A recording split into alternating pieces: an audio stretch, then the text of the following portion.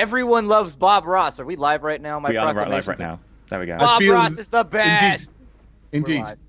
Happy little accidents everywhere. Makes your heart feel good. You know, it's not so cute, though, when the dog has happy little accidents and the cat has happy little accidents. Happy little accidents should be relegated to the easel only. You start putting them in other places, and it's like, Bob Ross, I disagree. How does they're happy little accidents? Well, it's happy for the cat. I wouldn't call those happy ones.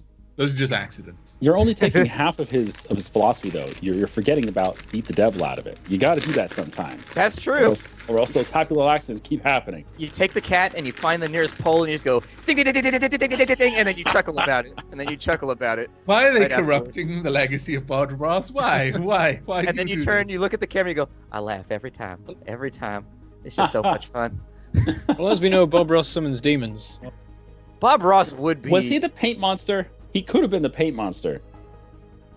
Exactly. He lived 40,000 years in the Immaterium. If I was came playing forth a to D&D try and campaign, murder us and stand on tables. I wouldn't trust him. He's too nice. He's the obvious plot pivot. He's the guy. Nice. You're gonna have to die. You turn around and he's got a knife in the hallway and he's like, I've been killing everyone. Like, God damn it, Bob Ross, why? We were friends. Why? It's just so much fun. So, I think we're roll for it. Woo! Where I am the GM for D&D. EE appears to be eating some kind of wafer or cookie of some kind. Is it a biscuit? Is that what it's called? You guys call it a biscuit? Okay, it's a biscuit. Cookies are very different. And you dip them in tea. A biscuit out here. Oh, a biscuit is so good in the United States, though. Have you ever had, like, a U.S. Southern biscuit, though? They're, like, that thick, and it's just fluffy, and you put so much butter and jam in it. And no, forget the butter and jam. You need sausage gravy. Basically, you've now got hot water with a little bit of tea flavor in it and a lot of sugar. And also, if you really, really want to make it good, you just take, like, a pan that you fried bacon in, you just slide that bastard across the pan, and then you eat it. So good. Everything's better with bacon. Welcome Everything's to America. bacon grease, man. It makes everything delicious. There's no object that doesn't get better with bacon grease. Try it. I want to see the Splat Cooking channel. Yeah, I'm quickly starting to understand the reason why there's so much heart disease in America. Look at this. In the pre-show, my cat was licking his balls on camera, and now the other cat has come here and licked his balls on camera. Why? Why did they pick that spot right there on camera? They know. Yeah, deep down. Because you were telling them that you were going to, like, swing them around a pole and crap earlier, and they're just getting their own back. Put my nuts on camera. These nuts. Welcome on back. We're playing D&D 5th edition today, where Adavi, Mormond, Nasan, and Dax are actually in a meeting right now. They finally made it over to the Druid Enclave, and they're starting to make connections that this might not just be a Druid Enclave, this might be an Elvish Enclave. What do you mean might be? It changes the dynamic a little bit. For the people that don't know in the audience, haven't really explored this aspect of the world that I've created yet, just be aware that elves, not held in high regard, because I hate elves in real life, and so, you know, I like to put them in compromising positions when I write my storyline. It's because I'm an asshole, a horrible It's okay, asshole. officer. It was just an elf. Yeah, exactly. He was just an elf. I'm like, okay, go about your business. One less problem to deal with. Welcome on back in. We're going to be going for the next couple hours. I hope you guys are all seated up and ready to go. As a bit of a recap, they had just made it to the Elvish Enclave / Druid Enclave, trying to figure out why the elves have been so salty with Woodley in the previous, before they had arrived. They had been sent over there by Lieutenant Adborough to find out why relations had soured so suddenly and why things were going so oddly when before they had had a reasonably cooperative relationship. As of right now, they're sitting inside the home of Lysander, about to ask some pertinent questions and figure out why everything seems to be quite so fucky. So anyways, if you wanted to support the show, be aware we have a Patreon that's going to get linked every now and again by Moobot or Catbot or Onkbot or whatever it is that we use here. I don't really know. I'm not on that aspect of the day-to-day. What? It's Moobot. It's Moobot. There you go. We have Moobot. It'll prompt you every now and again. You get some cool stuff like access to MP3s of all the shows. You also get access to bonus VODs, which we film after every single one of these streams. On top of that, you'll get access to this show. This show came from Patreon. It did. This show would not have happened without Patreon because it is a lot of time spent for the entire cast. And so thank you for helping make this our job because we all very much like doing it. It's fun to have a job you like. It really, really is. Yeah, thank you, everyone. Thank you. Aside from that, Twitch bits, donations tab is still open. Whatever you want to do to support the show, it's all fine. We're here to entertain you. We need to afford biscuits. Well, it seems kind of lopsided. He's cut right now, off. like, Don't give me any more biscuit money because he's abusing them. He's dunking them in tea. He's abusing the tea. This dude Using goes the through tea and bags the of biscuit. meat No, pies. no, This no, dude's you like, have to bam, dunk them in bam, tea. bam, It makes them bam. better. No, you've now got 2 sweet tea and 2 soggy biscuits. No. I didn't know you were dipping them in tea. I thought you were dipping them in like coffee or like Oh, milk or yeah. something. You dipping them in tea? Why? Because he's See? a filthy Well, brick. that's American even It's knows you don't traditional. do that. When an American is correctly chastising you I for don't feel- Yeah, of improper course the tea American etiquette, doesn't know we you do this you've done because this something is wrong. not an American thing. You never dip anything in tea. Tea is not a dippable sauce. It's not like sweet and sour or like barbecue. It's just you don't do that. It's so good. Like if it was coffee, I've seen that before. If it was like cream or milk, I've seen that before. That is a Tea horrific is a little strange, bastardization bro. of tea. No. It's a little No. strange. Man. I'm just saying you're the weird guy right now. That's all I'm saying. I don't want to make you feel weird or anything, but you're the weird guy. I'm going to be the weird guy for the rest of the stream because I'm going to be the one going, Yeah, you just dip it in the tea, and then you get it until it's a little bit soggy, and then you go nom nom nom nom nom. so yeah, rocks pretty much. fall. Rocks Good fall. question. Do the elves have tea? The elves should have tea. Every Do they have time- biscuits? Do they have They'll biscuits? dip their biscuits in tea, and everybody in the party will just be like, "What in the fuck?" This is why. This is why we do what we do to your people. This is why, right here. But welcome on in. You guys find yourself the party sitting inside of a room, building, in fact, that has been carved or almost biologically and magically formed inside the trunk of a very, very large tree. They don't have doors here. He uses the tree roots, and they just seem to know he's there, and they open and close as he wills it. Probably make for a pretty gnarly booby trap if you ever cross him. Just keep that in mind.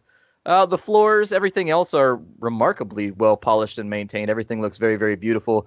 But the room is pretty sparsely decorated, aside from a large circular table, which he has invited you to sit at with himself at one end of it and the rest of you facing him.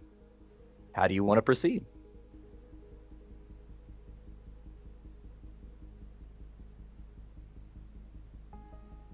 What was Everyone in the said party last? is looking at Dax at the moment while he's stuffing his face with something he's pulled out of Hey, his pocket. they offered me tea and biscuits. I'm happy. Well, Dax already said he didn't like Lysander. Maybe they're psychic elves. You don't know. Maybe they already latched in on this and they're like, fuck that goblin. They don't know about you. Is there That's food? especially why I'm looking at Dax. I'm waiting for this.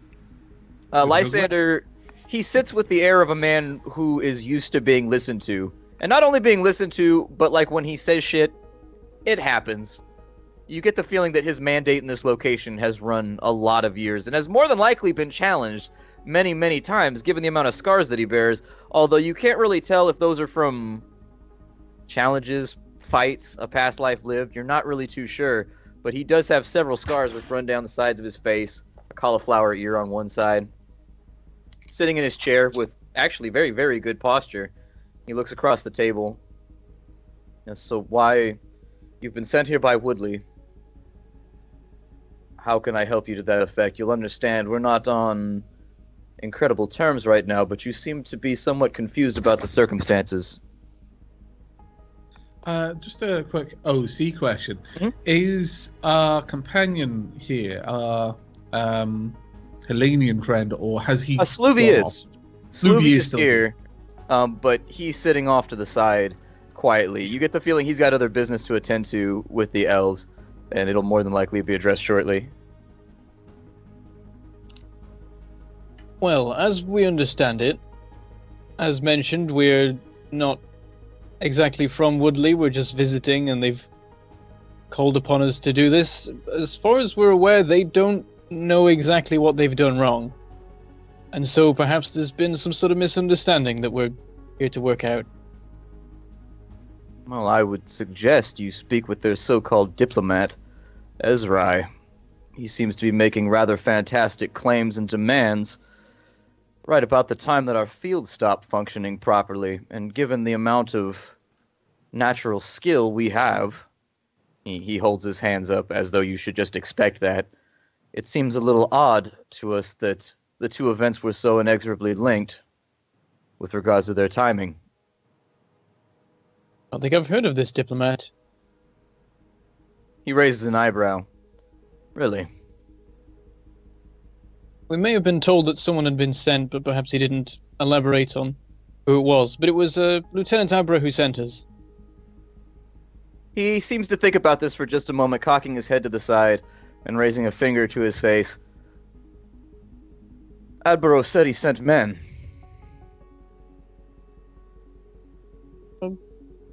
I think so, I forget exactly.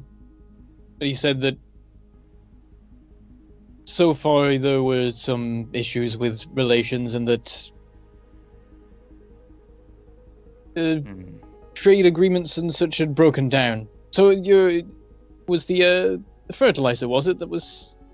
Is it that they deliver the fertilizer? Yes, the agreement was that apparently their fields are struggling.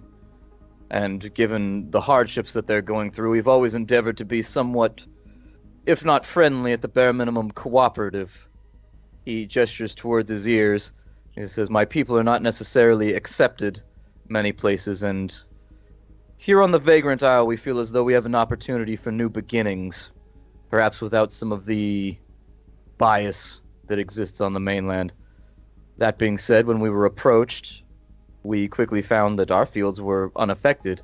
The places where we maintain our mushroom groves and the various other crops that we grow in order to sustain ourselves, they were unaffected by whatever's going on in Woodley. That being said, they wish to avoid starvation, and we needed greater crop yields in order to help them with that, and so the excess fertilizer that they weren't using on their fields were brought to us. I had heard that they were from the western part of the fields out there, where there were orchards up for a time, but they had said that a lot of the orchards had perished. And considering how long it takes to start up an orchard, that represents a not so negligible setback for a smaller village or city.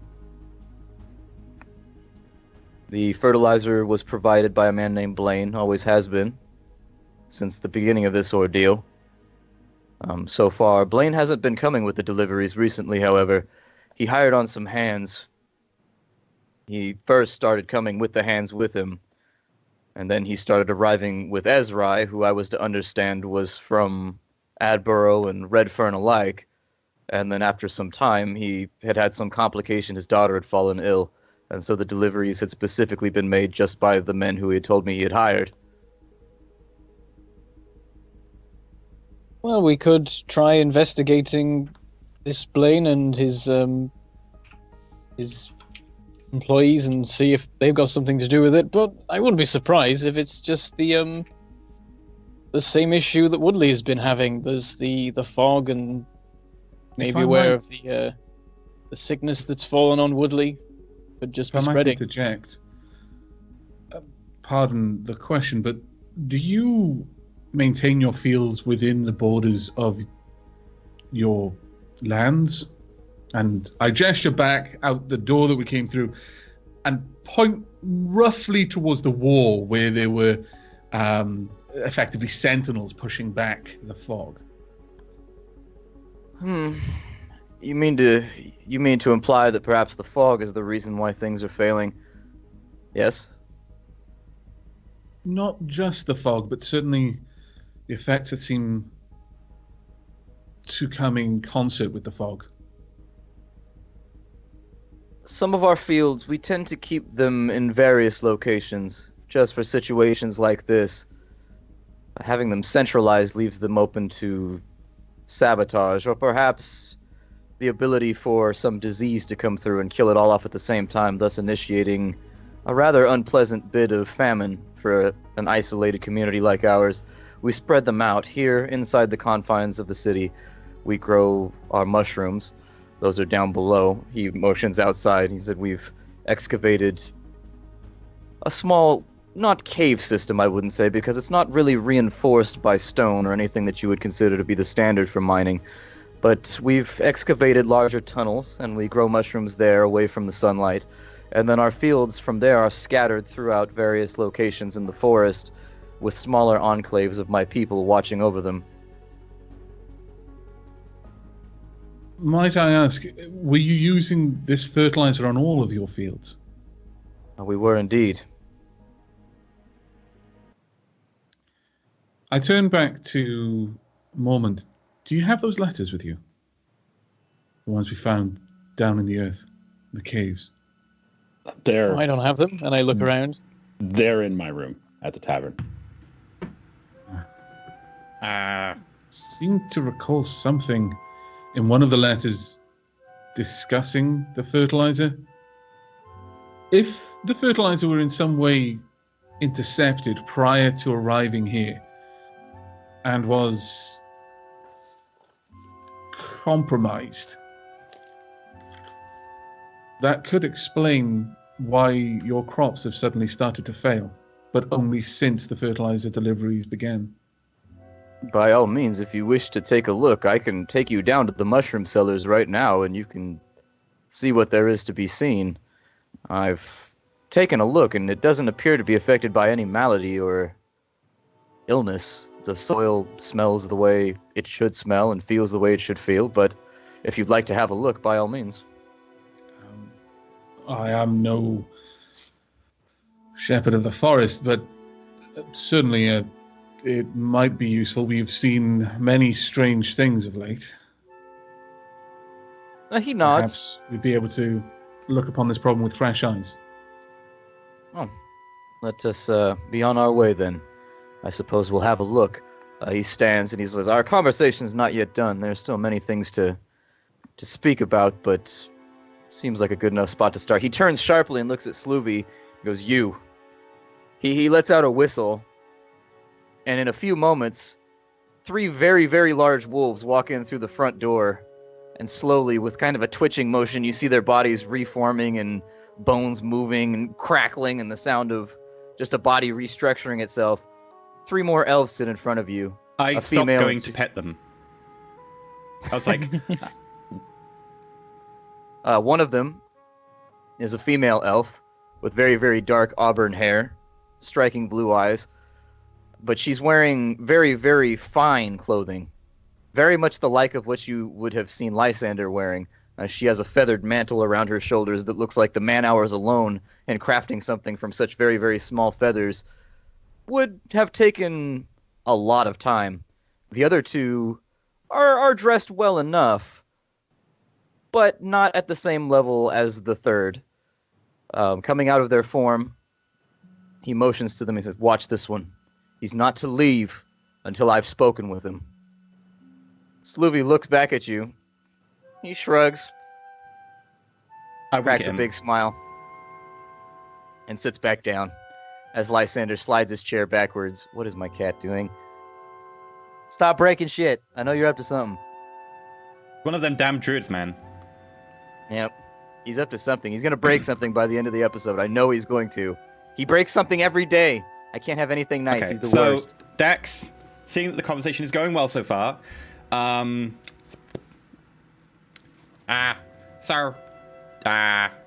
you come here often?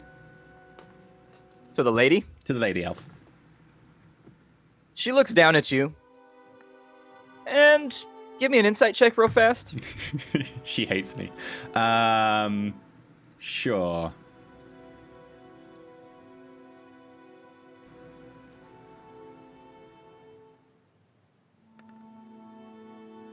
Well, Taking a look at her, you can definitely tell just from her demeanor and the way she carries herself that she's no stranger to combat or altercation. There's a slight look of amusement written across her face. Not really like a interested amusement, but sort of just like, this doesn't happen every day. Well, I live here, so yes. That would make sense. So, Walks into someone's house. Do you come here often? She steps around you, and the other 2 men fall into line behind her. And they both just both sit down at the table where Sloovy is at. But the lady leans against the wall behind him, out of his line of sight, and motions to Lysander. "We'll keep an eye on him. He has a lot of questions to answer." Lysander nods, and stepping around the outside of the table before fastidiously sliding his chair back into place underneath the table, you get the feeling that he's a fan of neatness and orderliness, which is kind of odd for a druid because the forest is not a neat and orderly place. He steps around the outside of the table and says, "Well, follow me." I push my chair back in. The roots, which were on the outside of the door, blocking it off. As you all step through, you hear a shh noise as they slide back together and crisscrossing and intertwining. You get the feeling that Sloovy's going to have a rough time escaping if that's his plan, because they don't look like they're going anywhere, and that it'll take a considerable amount of time or hatchets to get through it. And leading you through the center of his little village, he ducks a left as you come down one of the little embankments, and there's a hole that has been formed in the side of the hill. And lowering his head, he starts to step through. Carrying his staff that he's had with him the whole time, he casts a light spell on it. Dax, you would recognize it, as would you, Adavi. He mutters the incantation for a light spell. His staff starts to glow as you go down in, but you feel like it's really kind of unnecessary, because as you dive down into the earth, there are like torches and things lit every now and again to help out with anybody who might not be quite so experienced with magic. After a short jaunt down into the earth, it only takes a few minutes, you come to these large cylindrical rooms which run probably a good 15 to 20 meters, and there's a small kind of shaft on the side that goes off to the right. You assume from the shape of it that it rejoins a similar cylinder in the earth, along which each side there's lines and lines and lines and lines of barrels.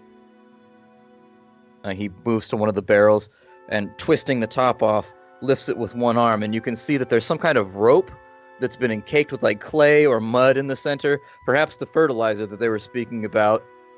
And to that, there's a whole bunch of mushrooms just surrounding it. It looks like there's like a rope in the center with like something just pasted all over the sides, and the mushrooms seem to be sprouting from the outside of that.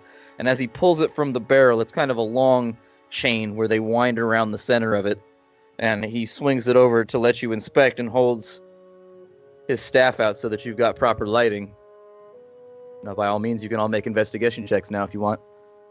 Oh boy. Is this at all similar to like dwarven farming methods? It would be. It would be somewhat similar. I would say that if you wanted to, instead of making investigation, Mormon, if you wanted to, ooh, Nasan blowing it up right there. If you wanted to make a nature check with advantage, because that would be one of those things that you've seen techniques like this before. Because I have no bonus on that roll at all. Yeah, that was like one of those pure stroke of genius things. Good lord, Mormon Another too. nat 20. So in collaboration, Dax both, is not even going to bother. Like, as soon as the other two like go and like start twigging it, Dax is going to be like, I'll leave them to it. Yeah, Davi and Dax, you take a look. Like, you lean in because you read the cue that everybody else is leaning in to look at it, and you're like, well, it's the right way to act socially, so you both lean in too. But really, you can't make head nor tails of what's going on. I specifically haven't rolled. I haven't looked. Okay, so you're redacting your look. But I was like, I could you look. did? No, I thought you were Yeah. inside. I'm sorry, I thought you were inside was your investigation. As soon as I see so Nos on the Adavi, you Mormon lean getting in. it, I'm like, they're good. You seem very, very interested just because, at this point, Nasan seems interested, and you tend to take your social cues from him, having been in the monastery for so long. Nasan and Mormon. Nasan, you take a look, and you take a bit of the material that's kind of fastening the mushrooms to the side of the rope, and rolling it in between your fingers, you sniff, and something smells slightly off about the smell. You mentioned this to Mormon. Do you want to mention it to him? Yeah. Mentioning If to Mormon Mormon- is investigating as well, I'll be sharing my findings or drawing his attention to whatever I see. So in between your fingers, you motion to Mormon, and you mention the smell seems off. And sort of cued by that, it seems like Mormon has an idea. And Mormon takes a bit of it, and rolling it in between his fingers, in a very, very specific way that you've never seen before. He thins it out, blows on it slightly, until it dries and it starts to curl slightly around the edges. It takes a few minutes of him just sitting there going and blowing on it slightly. He takes one of the corners, which is curled upwards, and nibbles it between his teeth, spits. It tastes salty. It's a very, very slight taste. A very slight taste, and in fact, you can't see anything in it. But the flavor is slightly off. There's a natural, musky, earthy flavor to earth that's been fertilized and left to have crops grow inside of it. As the crops, their roots go down inside the soil and they start to absorb nutrients and deplete it slightly. There's a specific taste that dwarvish farmers look for when they're checking if the fields are good or not. And you taste salt. Very, very slight.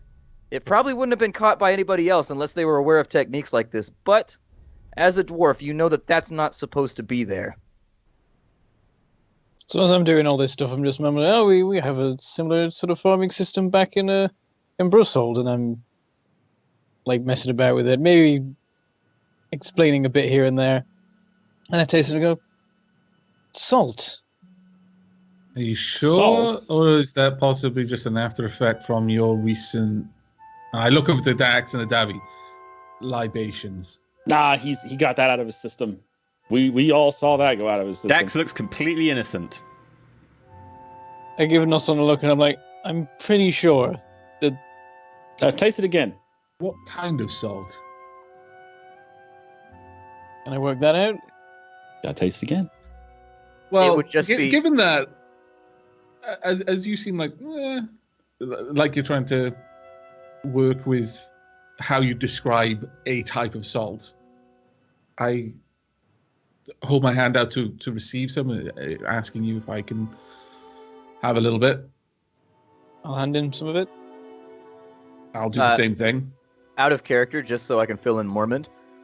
Because you've never been a farmer or anything like that, you would just vaguely know the technique because you've seen other people do it before, but you wouldn't be able to like identify the salt or anything. You would just know that like somebody showed you this at one point, given that amazing ass roll, and that something's not right here. Was it like the salt in that drink you had the other day because you were really thirsty? It could be described as sea salt, if you wanted to convey that. Am I able to It might be sea salt. test a little bit of that? Yeah, I'll let you use your previous investigation roll playing off of what he's indicated, and you don't even need to roll. So yes, you do pick up on the subtle notes that he's describing. Out of character question. Would I be able to place it more because of the time that I've been on the ocean? Would I be able to, be like, yeah, this tastes like that sort of salt rather than seasoning salt sort of thing, or anything Sure. like that? You would be able to tell that this kind of tastes like the ground salt that you used to. You've been on many, many ships, and every now and again, everything is preserved with salt, and sailors have their own methods by which they can boil off salt water and things like that and collect the salt in small amounts should things go completely awry with a voyage. Knowing that, you would recognize this as some kind of collected sea salt or something derived from the ocean. Would we know, out of character, would we know that when you salt the earth, like the phrase to salt the earth, we know that as a way to kill crops? Like, it's quite a common thing in medieval Yeah, times that's and general stuff. purpose knowledge that in general you want to keep salt the hell away from crops. So basically, you've been salting your crops.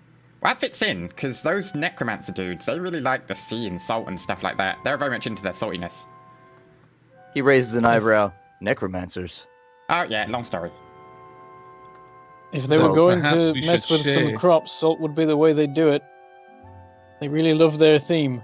There's salt in the crops. He Trace takes amount. it So, and looks. He's like, I see no grain.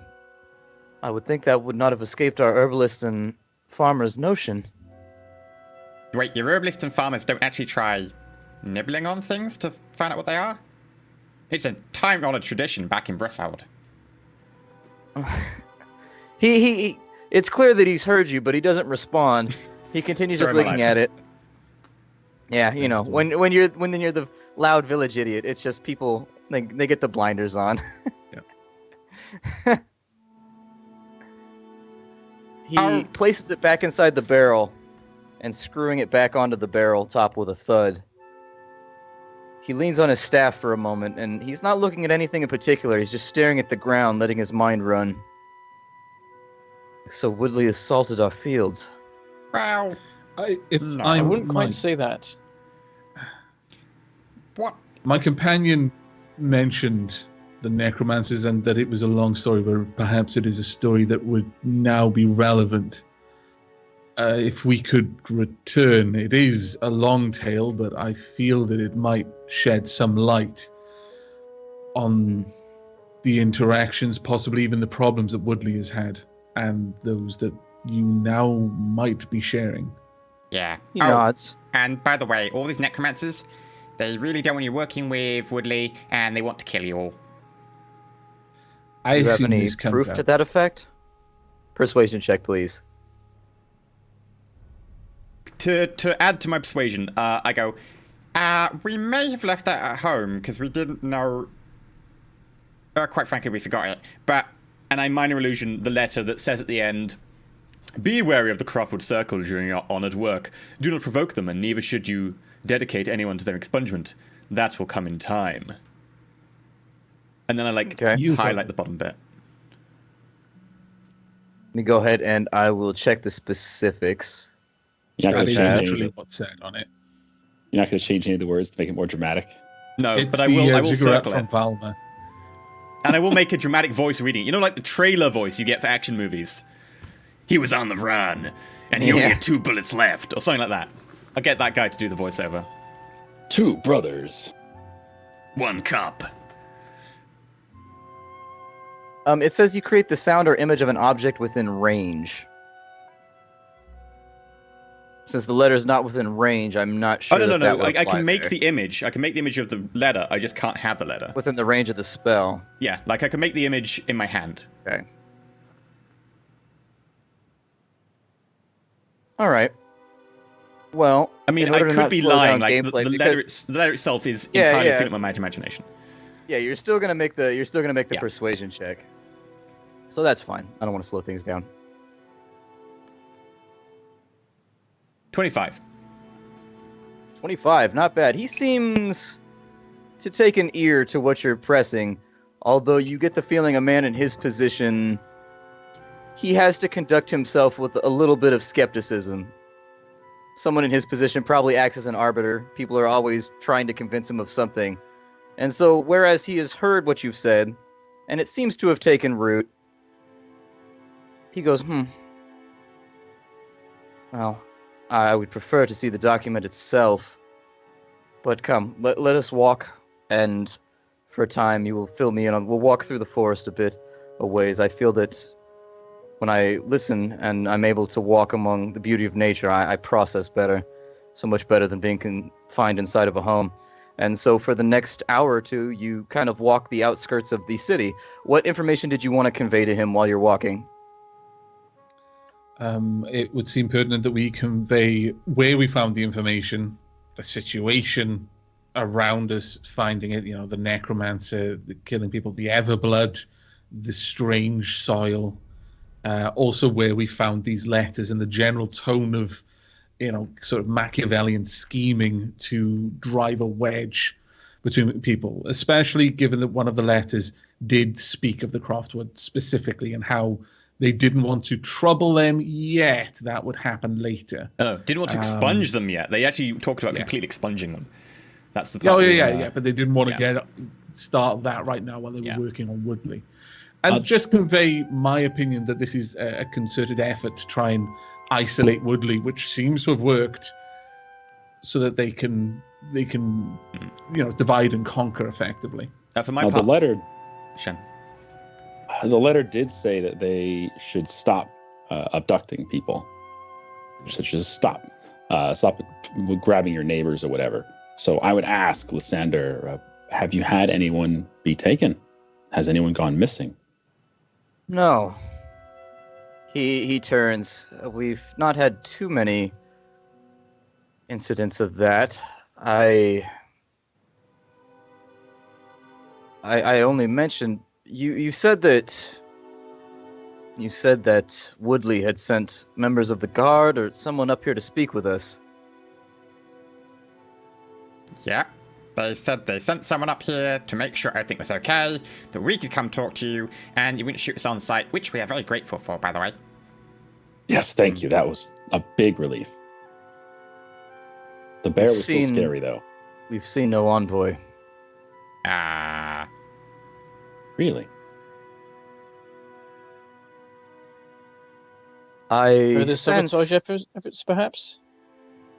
Possible. Does anyone remember who Attenborough said he was going to send? He didn't say. I think he just said some guard. Yeah. Presumably, did he say that the guard came back and we were good to go? Or did he just imply that the guard hadn't came back or something? I'm not sure it was ever touched upon. I know that he sent a guard, to retrieve information or something like that, and he sent a second one out. But other than that, I don't recall exactly. I think we forgot to consult him about that before we set off on the mission. I kind of took it as rote that presumably if his envoys all never came back, that we would get a red light and be told, by the way, they all die in there, so be careful. We didn't ask. We didn't ask. We're fine. Did we ever at all visit Adbra on our way out? Oh no, we did. We did visit him before we left. He did mention it. Right Yeah, he before we sent out left. I remember sending out a first envoy just to check on things. So the first envoy absolutely did come back. So retconned, but that would have been several days ago. Oh, yeah. Okay, and then the second one hadn't come back yet, but we weren't waiting on the second one, we were waiting on the first one. Yeah, the second one was just out there to lay out the red carpet and make sure that they knew the diplomatic envoy was coming. Yeah, so the second one was meant to come here and then talk about how we were coming along and tell you not to be, like shooting us or anything. You didn't get that one? No. And I feel as though I would have known because I have eyes all over my forest. I knew precisely when you entered the forest and who you were with. I knew about your interaction with the swamp reptile. Lithia, right? Indeed. She was nice. I would know if they had entered my forest. Strange. He leads you back to the house, and walking inside, the roots swish open. You see Sloovy and the three people still sitting there, almost in the exact same positions, although Sloovy is leaned back now with his boots on the table, noticeably dropping little dabs of mud on it, which you're quite sure Lysander looks over, and with a bit of a, like a harumph, doesn't seem to approve. You hear from across the room. Sloovy turns and goes, "Are there meals served here? I'm starving. We've been sitting here for hours."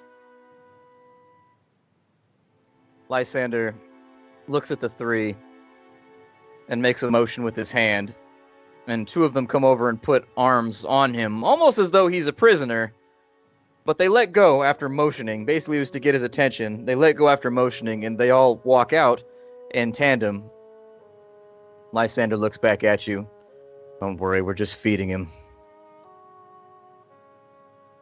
Well, you're lucky in the sense that if you wanted to go see Blaine, he lives inside the confines of my forest.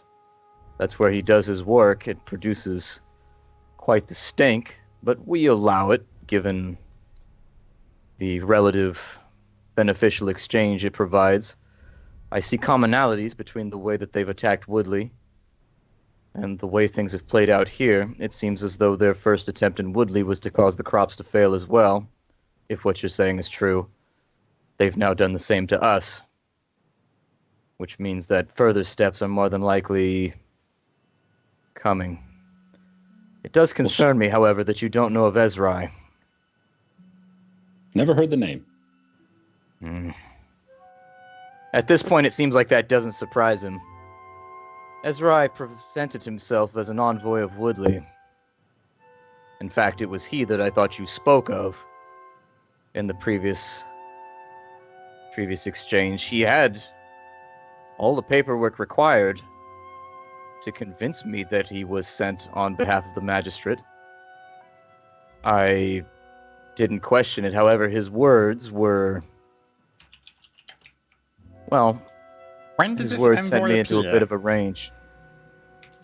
He started arriving with Blaine and Blaine's men several weeks ago. Normally, he just remained quiet. It seemed as though he was a part of the work crew, although he dressed nicer than one would expect. Was he wearing Turabi dress? No. Oh, okay. However, he dressed finer than I expected, but after a while I assumed he was just there to make sure that he struck me as being a bureaucrat of some kind or a paper pusher. Perhaps he was just keeping track that the proper amounts were being maintained on behalf of the city with the fertilizer. I didn't know. He became more assertive as time went along, began to speak for the group. And when Blaine no longer came with the deliveries, he became the primary individual with whom I would interact. In exchange for the fertilizer, his demands became larger. Yields were expected to be greater the last week or two. They wanted a greater piece of the pie, and then finally, oddly enough, when we refused, it started to feel more like a war negotiation. At one point, he motions outside to you see some smaller pups running around in the form of, either younger puppies or younger bears, whatever form they choose. In there you see maybe a baby alligator or two. Whatever form the children seem to find the most fun to shift into outside. At a certain point, he made demands that were not acceptable. Did they involve blood?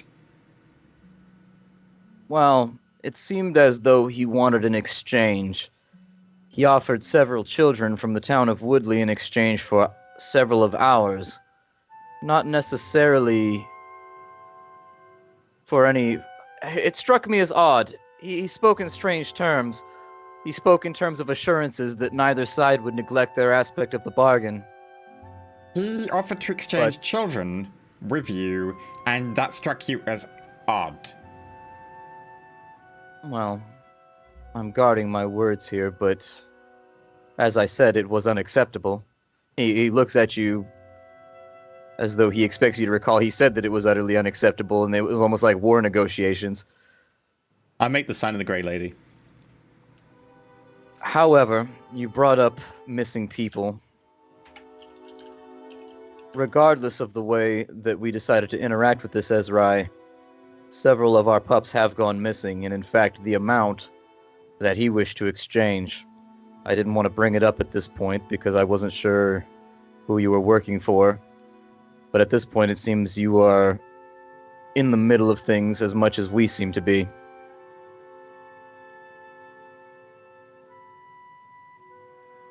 I've no knowledge of where this Ezrai came from, but one of my men has left. I tried to stop him for now until we could do better scouting work. His name is Solomon. He flew into a rage when this news was delivered, and he's been out in the forest looking for the pups ever since. Although his demeanor was odd. So he actually took the pups? No. The news was delivered. Oh. He is my second, and as he says that, he seems to roll his eyes slightly. Okay. It occurs to me that while we are beneficial in that we are not of Woodley or of you, and that way you're slightly more trustworthy, it may be best if we go to talk to this Blaine fella, if you designate someone trustworthy that can come with us, just so that we can make sure that everything we find out is completely above board and you've got no reason to doubt us.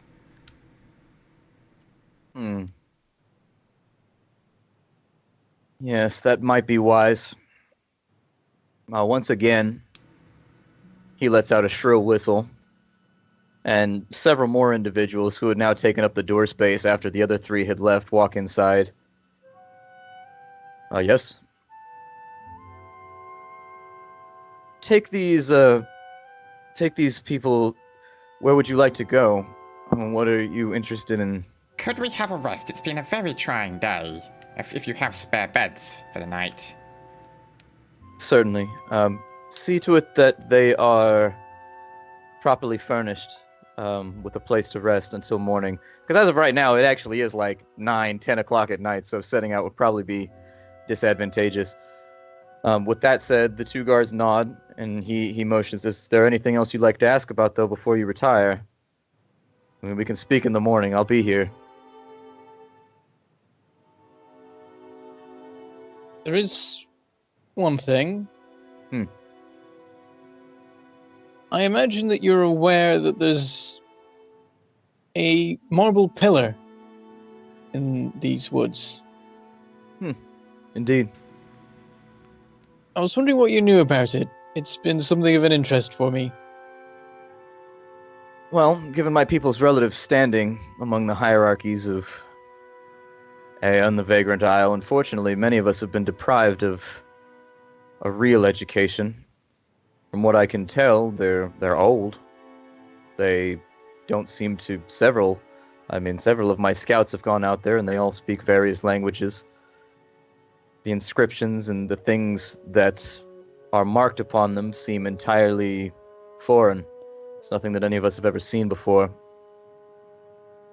Aside from that, there's only one that still stands. The rest of them have fallen. Others in this forest, or just... Or do you mean the others on the together. island? As a grouping.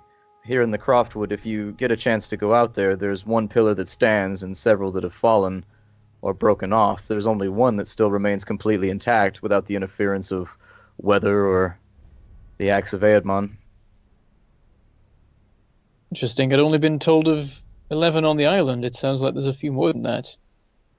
Perhaps they spoke in terms of sites, because the area seems to follow a similar motif. They're all in a very, very small area. Perhaps part of a greater assembly. I'm not sure. Do you think there's anything magical to them? There is an aura about them. Although whatever it is has been disused for quite some time. And given the fact that some of the pillars at that location have fallen, it leads me to believe that they've not been functional, although some energy still remains there. If you reach out and attempt to sense, you'll see a slight glow there if you're very perceptive, but nothing that stands out. Oh, thank you for your information. I intend to visit them at some point in the forest. See if I can learn a bit more about them. I guess if I learn anything of interest, I'll make sure you're informed. Certainly. Anything else? He turns, his cloak swaying behind him. Have a look around and see if anyone else wants to say anything. Nothing in regards to what you said just now, though. As we've been walking, I've been thinking back to our visit into the, mines, I suppose. Mormon, do you recall around the boat that Dax and Adavi took, there were curious, black seeds. I left one with one of the apothecaries in town that he might investigate it for me. It seemed a curious thing, and he had an interest in these kinds of discoveries, but I seem to recall that around these seeds there were crates and barrels of salt. There were. Which further convinces me of the connection between your problem and the blight that seems set on the destruction of Woodley. The seed. That could definitely be the salt they were using. Yes, sure about the the seed. seeds, though. I delivered one I left it with the apothecary in Woodley. Unfortunately, it seems that we've left a great number of things that would have been useful for this conversation there, but if I return with that, perhaps you could look into it. He motions to Dax and he says, did you see what it looked like? Done. He leans forward.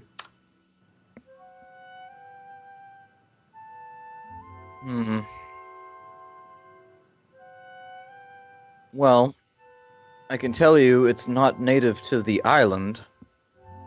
And if it is, it's coming from somewhere else, somewhere that I've never been. So I suppose it could be of the Vagrant Isle, but unfortunately, I've never seen it before. How long have your people been here in the Croftwood? We came here as refugees from the mainland shortly after it was discovered. We felt as though a place like this would be suitable for those such as us. And when he says that, he rolls up his sleeve on both arms, and you can see that around his wrists, there's intense scarring, like really, really gnarly scarring, in a circle all the way around. Escape has always been an attractive concept to my people. Croftwood offered us that. Some people see us as isolationist or unfriendly, but temper that assumption with a little bit of knowledge about how the world actually works for people like us.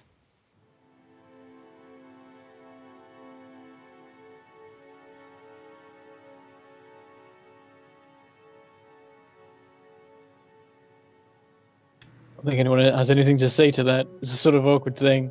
I'm kind of looking down to Dax. Do you want to make an insight? Oh, sure. Okay, I'll roll insight. Yeah, sure. No, son, everyone has to look down at Dax. That's just so cruel. I only rolled a 10. It doesn't matter. I'm The not human lie particularly on the detector ball. fails again. No, I know, it's terrible. You rarely Ollie, Rolled a fails. 3, sorry. The room falls silent for a second as you all look at the scars, and there's just a hush. I look beyond the Nope, scars. that's I have the the thing. 1,000-mile stare going on. If some of your people have gone missing, they will likely be receiving similar scars. We found one living prisoner down in the caves, but the rest were deceased. He shifts his stance a bit. I had hoped that this was a non-lethal play by someone. After all, what Ezra had proposed had no inkling of murder. It seemed as though it was some strange, perverted prisoner exchange to ensure both sides act in good faith. I don't like that, but hopefully Solomon will come back with some sort of information, but who knows with him anymore. Well, hopefully. Maybe we should think on this and clear our heads in the morning. For now, however, we haven't really got the letters on us to share with you, but... And I minor illusion onto the table, like the full text of all the 3 letters. Notably, I'm not minor illusioning the entire letters so that the edging and stuff that forms that secret code isn't included. But the entire text is there. You would have to do them one at a time, because minor illusion only does one object at a time. How big is the area I can do? Because I can make an area. Minor illusion. It just says an object. In a 5-foot cube. So I can make all the text. I don't want the actual letters themselves, I just want the text in a 5-foot cube. Okay, that's fine. He briefly scans over it and nods.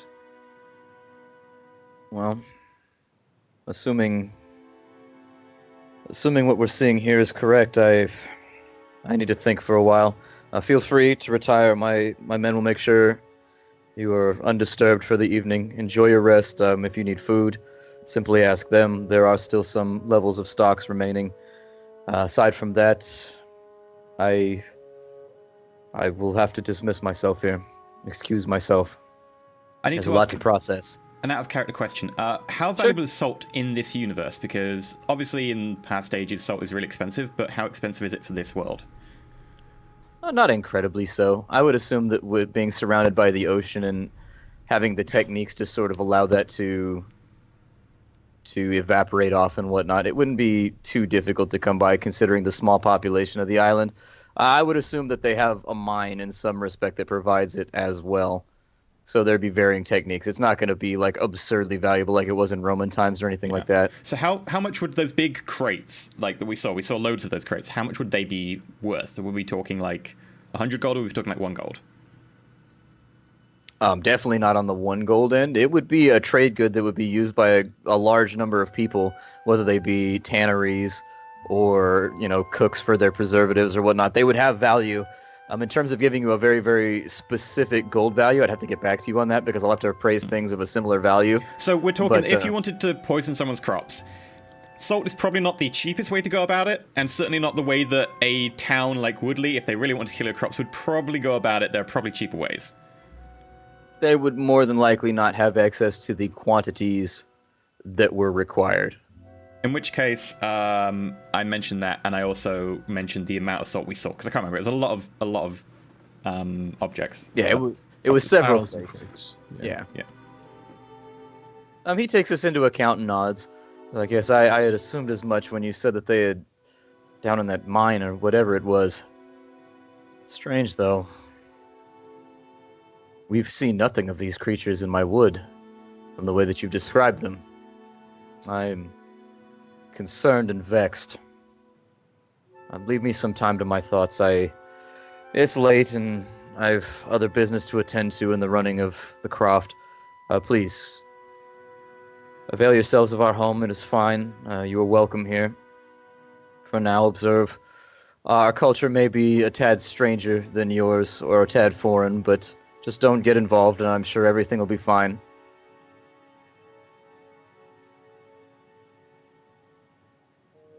I go about making myself comfortable, having something to eat, and resting for the night. Okay. The guards take you to I want to stick around for a minute. Okay, so as the guards, who wants to leave right now and who wants to stay? I'll go. I'm leaving. Okay, so with Dax hanging slightly behind, the guards, they don't take the same posture with you that they took with Sloovy.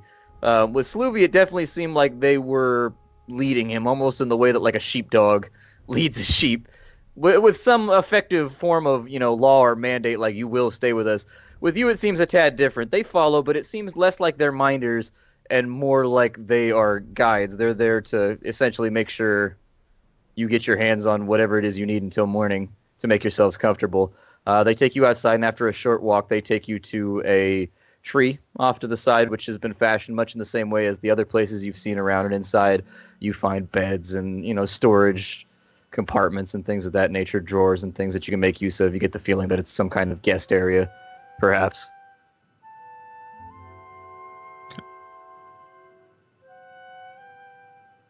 Dex, Okay. what was the purpose of hanging around? I wait until As the rest everyone's leave. gone, and then I look very pointedly at him and his wrists, and I say, Not everyone who is a slave is an elf,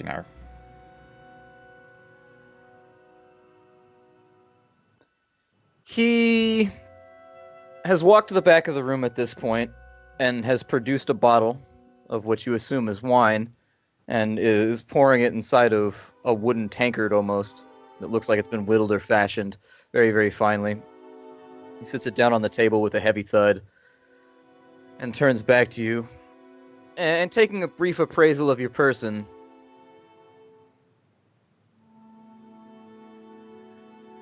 I wasn't aware that there was anyone who suffered as we suffered. He seems wholly unaware that, goblins are really much of a thing. Like, he knows you are a goblin, but he seems, in the way that he says it, it seems sincere. Like, he doesn't really understand the backstory of what you're implying.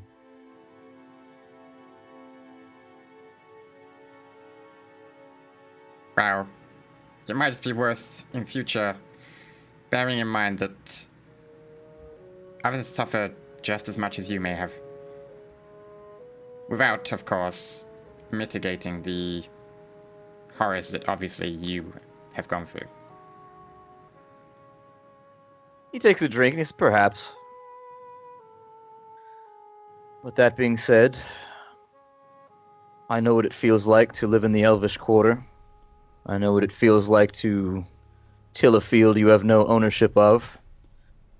I'm no stranger to the lash, and while it has been quite some time since I've been subjected to those particular delights, he says in a very dry and sarcastic tone, it does not prevent me from seeing the world as it is.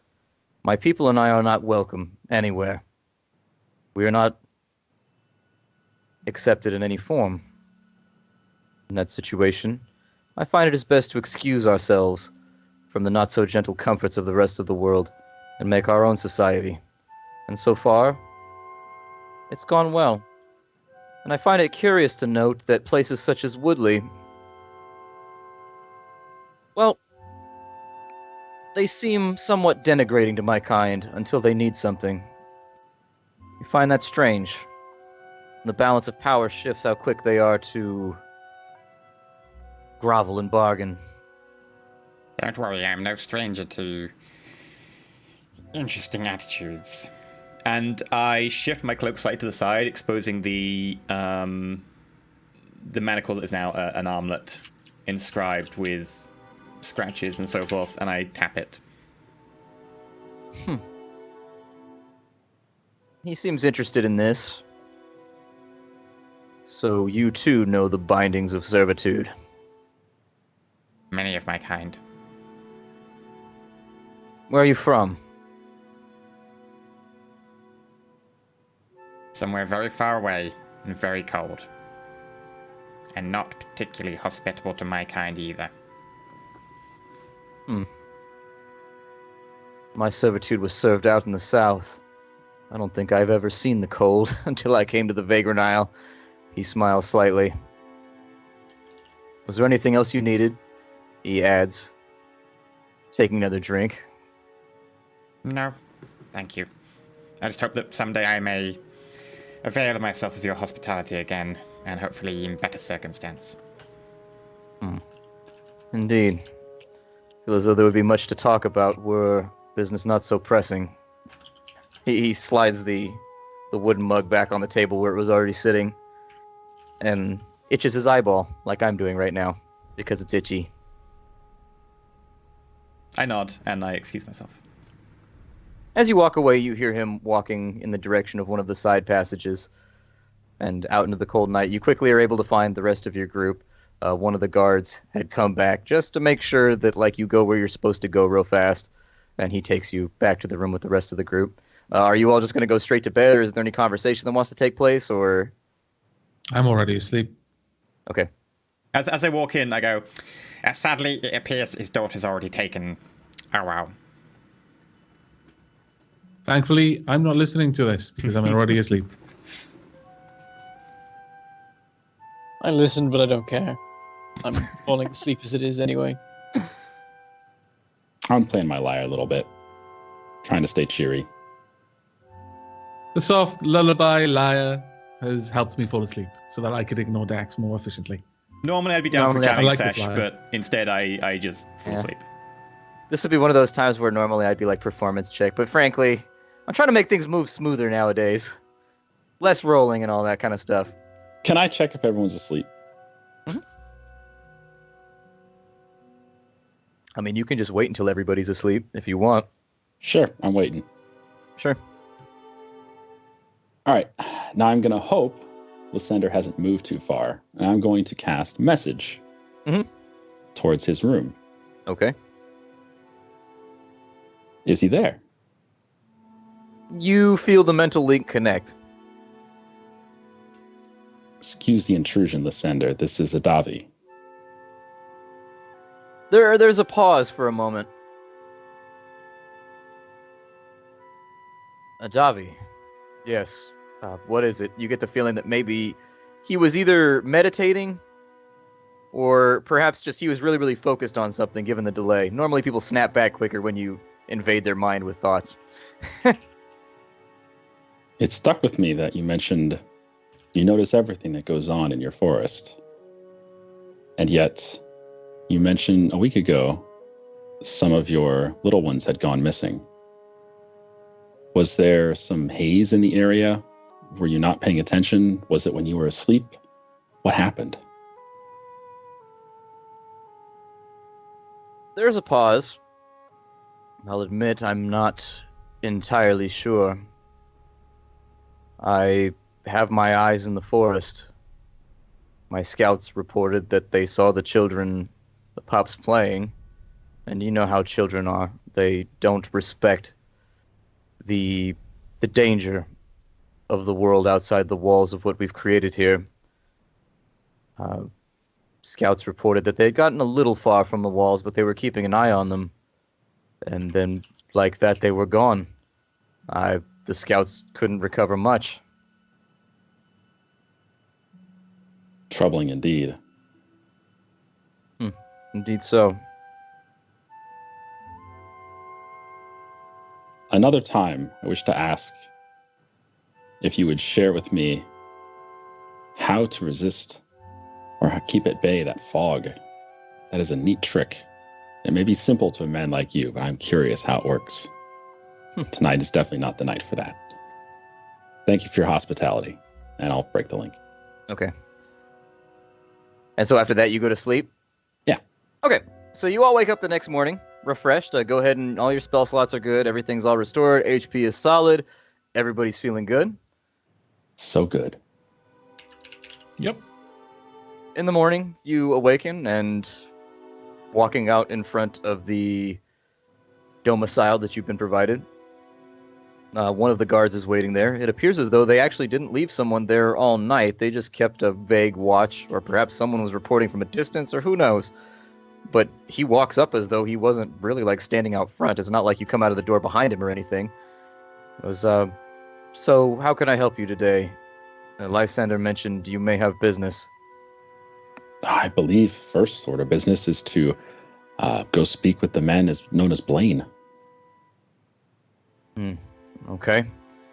Were you going to speak with Lysander about it first, or would you just like to go? I think he was suggesting that we take one of his trusted people so that he can know firsthand what we discover. He trusts you, right? He trusts you with us. He nods. That would more than likely be me. Excellent. What is Good your to name, have you sir? along. Brant. Rant. With a DT at the end. You had to make it complicated. Had to make it complicated. It's okay. I'm no like what's the word? Stranger to making words complicated when I'm a GM and just fucking with people's spelling. Mm-hmm. So, Brent, is this journey far? Should we pack some food? It is. He motions to a backpack. It's quite a long journey. Blaine's place is actually not so much in the Croftwood as it is kind of... We go all the way to the west where the forest starts to diminish. That's where we'll find his place. Is that So it will be... on the way to the pillar? That's what I was going to say. Is it possible that we could visit that? I assume you know of the marble pillar. Let me take a look here and see if it's on the way. I think it's on the west.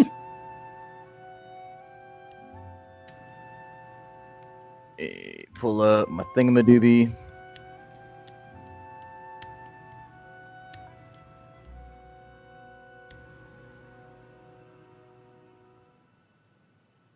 It's kind of on the northish side. It would be out of the way for now. So he looks back at you and he goes, the pillar's more north than west. We can get them on the way back if you'd like. Fair enough. Time could be of the essence with this mission. How long a journey is it to Brent? To Blaine. Let me see what my... Too many bees. Yeah, too many bees today. I have I it think there were written too down many bees somewhere. last week. Hey! This has turned into a Seinfeld film. All the bee puns. It's quite a journey. It's gonna be several days. Brant turns and he goes, Oh. It'll be a few days to get there. If we're swift and we give no respect to the forest, we can be there in 2 days. Normal travel, 3 or 4 depending. I have Well, the provisions we need though. could we take a few more of your kind with us, and then you could transform into beasts, and you could carry us, and it would be swifter? This is He a marvelous really seems idea. to not like that idea. You Yeah, get the I- feeling I that give maybe Dex a that look was of like, mildly offensive. Oh. He looks Oh, at come on. It wouldn't be that bad, Brent. I assume he seems to collect himself after the initial shock wears off. I don't weigh that much. To be ridden is not necessarily... Well, it doesn't set a good connotation among our kind. It's I'll a feed you dominance thing, cookies. you understand. Do you like cookies? Pastries? Come on, Brant. You seem to be rubbing him the wrong way, and his demeanor seems to be souring kind of rapidly. I reach into my robe and I pull out one of the half-eaten pastries that I brought from Woodley. I start nibbling the edge. Mmm. I start towards him a little poking bit. Nos in the leg, like just the whole. I don't know what to do here. You know him better. Taffy, I think you're maybe misunderstanding how this transformation thing works. Boys! I've seen it twice now. That bear was Isn't it getting impressive. late? We should really set out. Ugh. Brant looks at Dax and he goes, yes, I I think we should. And there's definitely kind of a threatening hint in there. Like, this seems to have been like a major snafu. I just head off out of the camp. Like, I don't care which side of the camp we're on. I head to the nearest side of the camp just to get us moving. He follows, and shortly after leaving the city limits, he shifts into the form of a smallish fox for now. As we're walking, I I restrain myself kind of from pain. sidle up beside Davi and just kind of, nudge him in the shoulder. What was that about? And I whispered to Nelson on the big grin on face. I'm like, he was ordered to help us today. He can't do shit. See, now you're forcing me to make perception checks.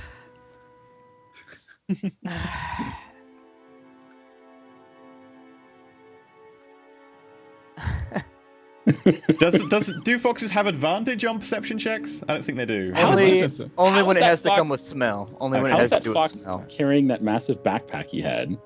His gear transforms into the fox with him. It actually becomes a part of the form. Ah, It's Right, it's kind not of a metal. rule loophole. He's a fox It's kind with a of hump, loophole. Yeah. like a hunchback fox. A northern humped fox. This fox is thoroughly humped. okay. He Davi, hears well, you. that You might see one be of the his case. fox-like ears flick backwards.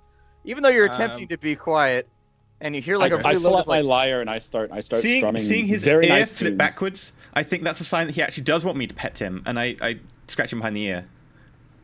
He And- kind of weaves out of the way and I don't through play some very well. underbrush. I don't play very well. It's not the Davi- best song you've ever written. That Mm-mm. may be the case. It's rushed. It's rushed. But let's not make any enemies here. We're here to make friends. I As you make guess. your way west, he begins to speak with you about his culture and the way things work here in the Croft. Wait, does he shift back from a fox? I'm just gonna let him speak from fox form. Aww. Yes, I but don't want to jam this up with unneeded. come on now. specificity. I want the... we know what the fox says. And Yeah. It does not sound good. Hatty-ho! I try so hard, Avik. I try to move things forward. I try so hard. I try so hard. And it's just the minutia over and over again. It's the minutia. We have discussions about this every few nights. I'm trying Long so hard right discussions now. about, well, maybe if we do it this way, we can just keep things moving along, No. I was good for the first hour. I'm sorry. It's true. We did actually make pretty swift process in the first hour, so I'll accept it. I like he's like a kid in like preschool. He's like, I've been good for an hour. I can't do it anymore. Yeah. It's like last DH session. He made it until the gun turret came out, and he was like, pew pew pew pew pew, pew, and we almost made it. We almost made it. Hey, I rolled that strength test. That was awesome. Every time.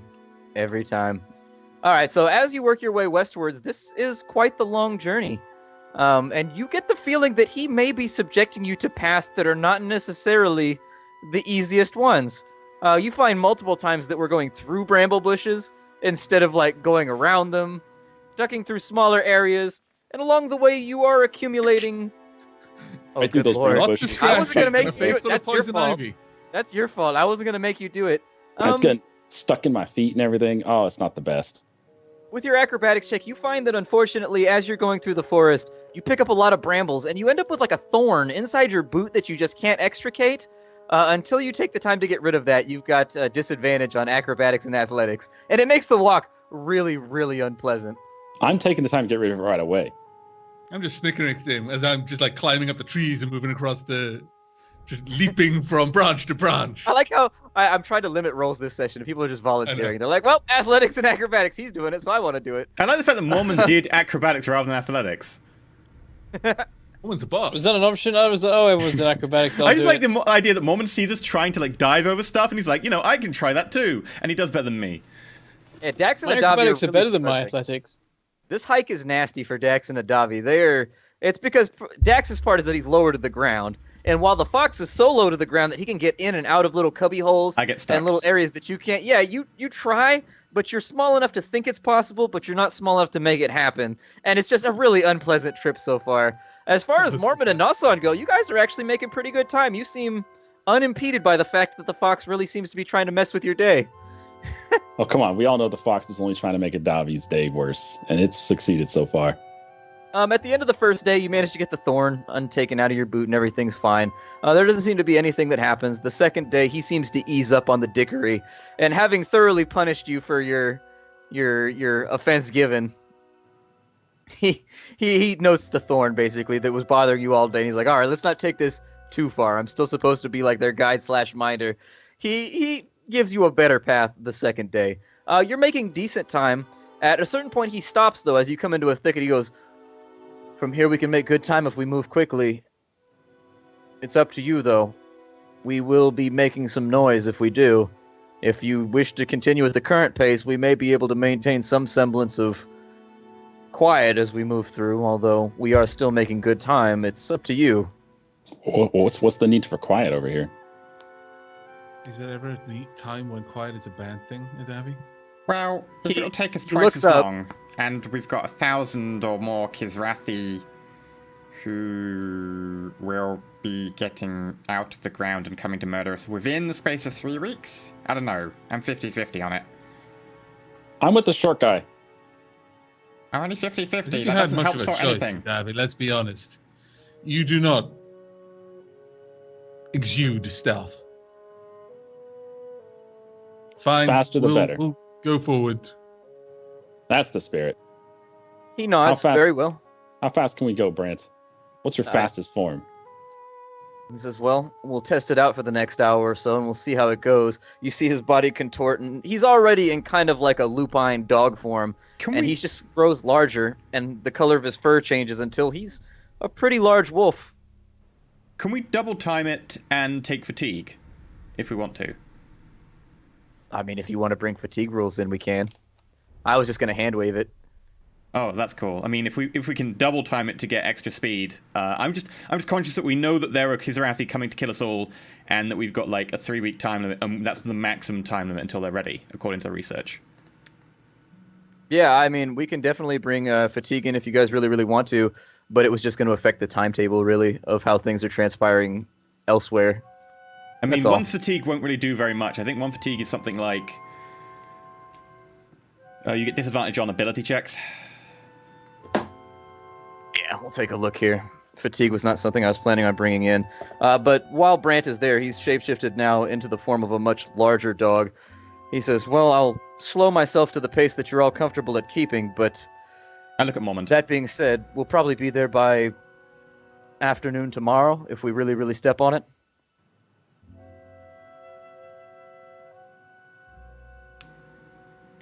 The sooner the better. I'm not gonna be able to keep up. That's true. That's true. Adavi is a big guy. So what I need from everybody is go ahead and make me an athletics check from everybody. Gotta be athletics. Yep, unfortunately, running counts as athletics. 5. 8. 6. We're not doing well here. And this is a group check, so I'm taking an average. Yeah. Oh, no. The average is terrible. Problem Yeah. is, no matter what, I'm going to be held back. Mormon, is that your athletics, the 6? Yeah. Okay. I got it slightly wrong. My athletics and acrobatics are the same, so it just doesn't make a difference which one I use. What you learn from this Yeah, situation as you take off into the forest is that animals are much, much better at moving quickly and with some level of strength and endurance than you are. Maybe it's just the fact that you haven't been sleeping well. Maybe it's just the weird air of the island and the fog. But for whatever reason, the party has a real difficulty keeping up with keeping up with Brant. And so, as you're moving along, everybody is going to take fatigue if you wanted to arrive at the time. Would it matter When he that my quoted you. natural speed is higher as well? Since Because I could run comfortably at 40 feet. So at a run, it would be 80, I think, or whatever. But I'm gonna say no in this situation, Okay. just based on the fact it simplifies the process a little bit since we took a group check. I'm gonna assume that even though you move faster, you're helping the others along, and so you're Okay. applying your strength to helping them keep the pace and whatnot. So, your average wasn't enough. If you had rolled like a 26 or something, I would have said that you would really help the group out, or if you had done like a crit. But since your roll was that's cool. it was middling. Unfortunately, it wasn't enough to shift the fact that everybody else rolled really poorly. And so that would be your call, though, at this point. If you really want to push it, you can make it with fatigue. Well, if we don't push No, it, I what mean, time will we get there? you know. What do you quote? If you don't push it, you'll probably Let's be just there push it and have nighttime. fatigue since it's already been discussed now. Yeah, because ideally we want to get that day so we can stay over that night, and then we can head back the next Itchy day. nose.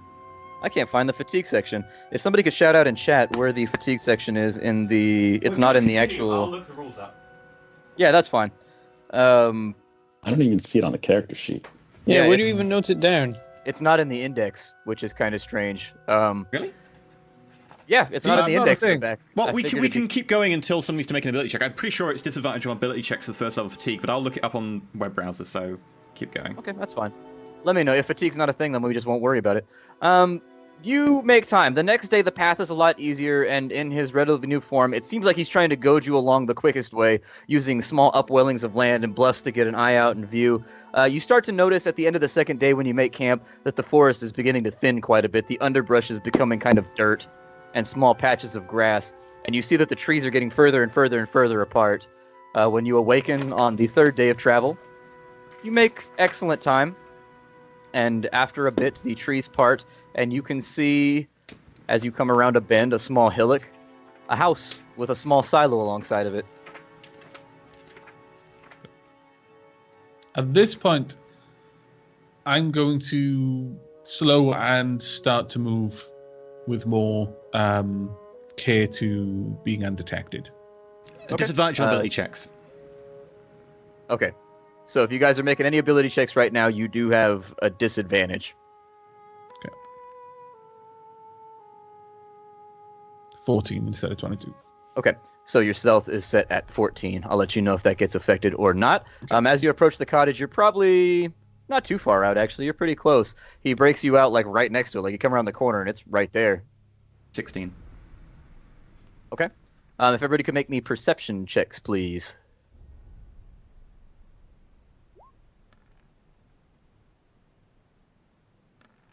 21! Wow. Disadvantage. Dax.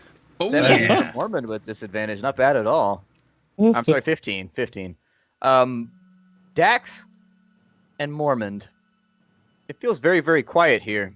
And taking a look around your feet as you approach the house, you see the telltale signs of occupation, although they seem somewhat overlaid by the surrounding grass and whatnot.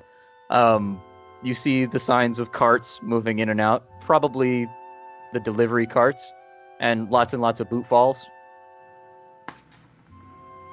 But now there's nothing. It's just quiet.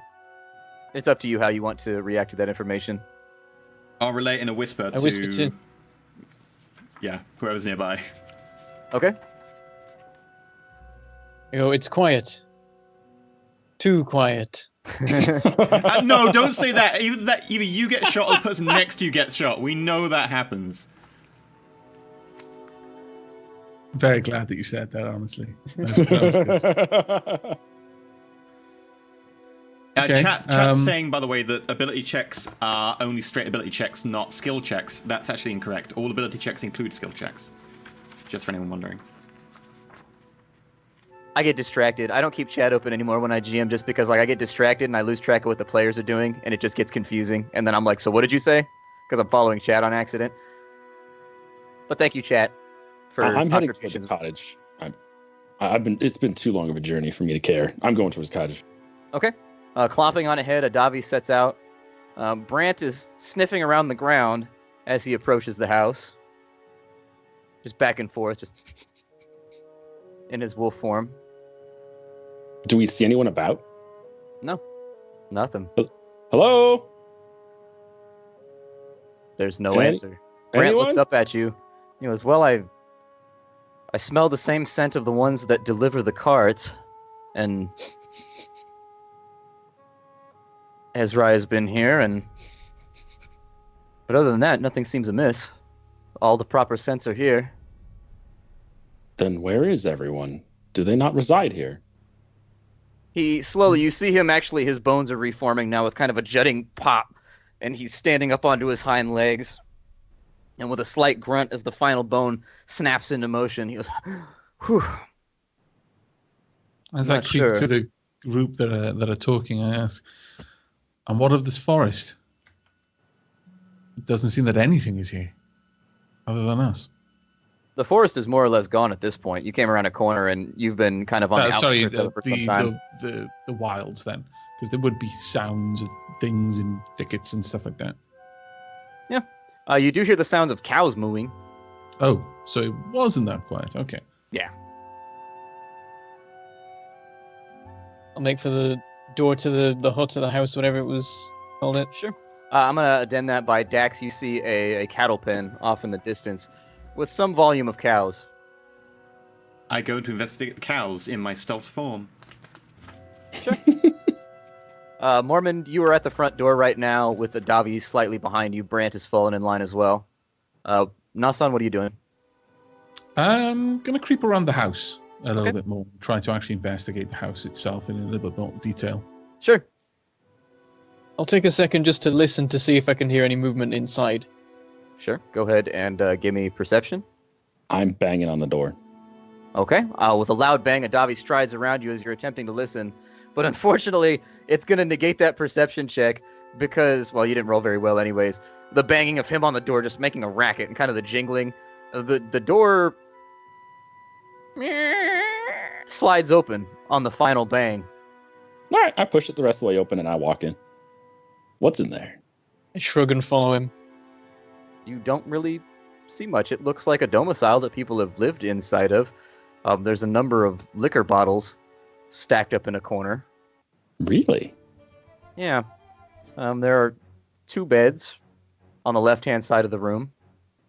There are 2 bureaus on either side of that. A small table across the room in front of a hearth. There are decorations along the walls that appear to be hunting trophies of some kind. Antlers, turkey butts, turkey pelts, whatever you call those things that people mount on the walls from the turkey. I never know if that's the turkey butt or what part that is. I think it's the front of it because it's got the little tassel on it, so I think it's the front part. But either way, we're off subject here. People mount turkeys? Yeah, turkey trophies. You kill the Why? turkey and there's like the front chest part that has the tassel. That's like a circle, and then they hang it on the walls. I with the killed rest the of their most trophies. stupid animal in the world. Aren't I amazing? I'll put it on my wall. I don't get that. I killed this thing that is slaughtered en masse all the time. But they're delicious. I'm heading towards the desk. They're pretty though, if you've seen them.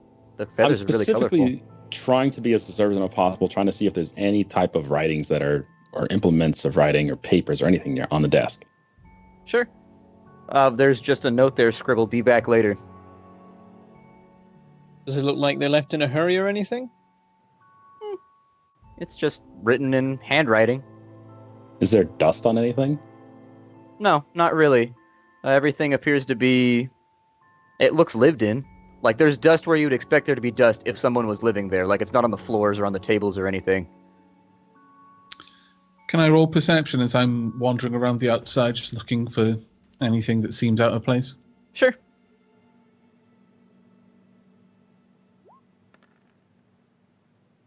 No. Can I investigate the cattle pen? Sure. Nasan, you don't notice anything too far out of the ordinary. As you're walking around, you see the same boot prints all around the house that were leading into the forest, and, you know, it seems as though everything lines up.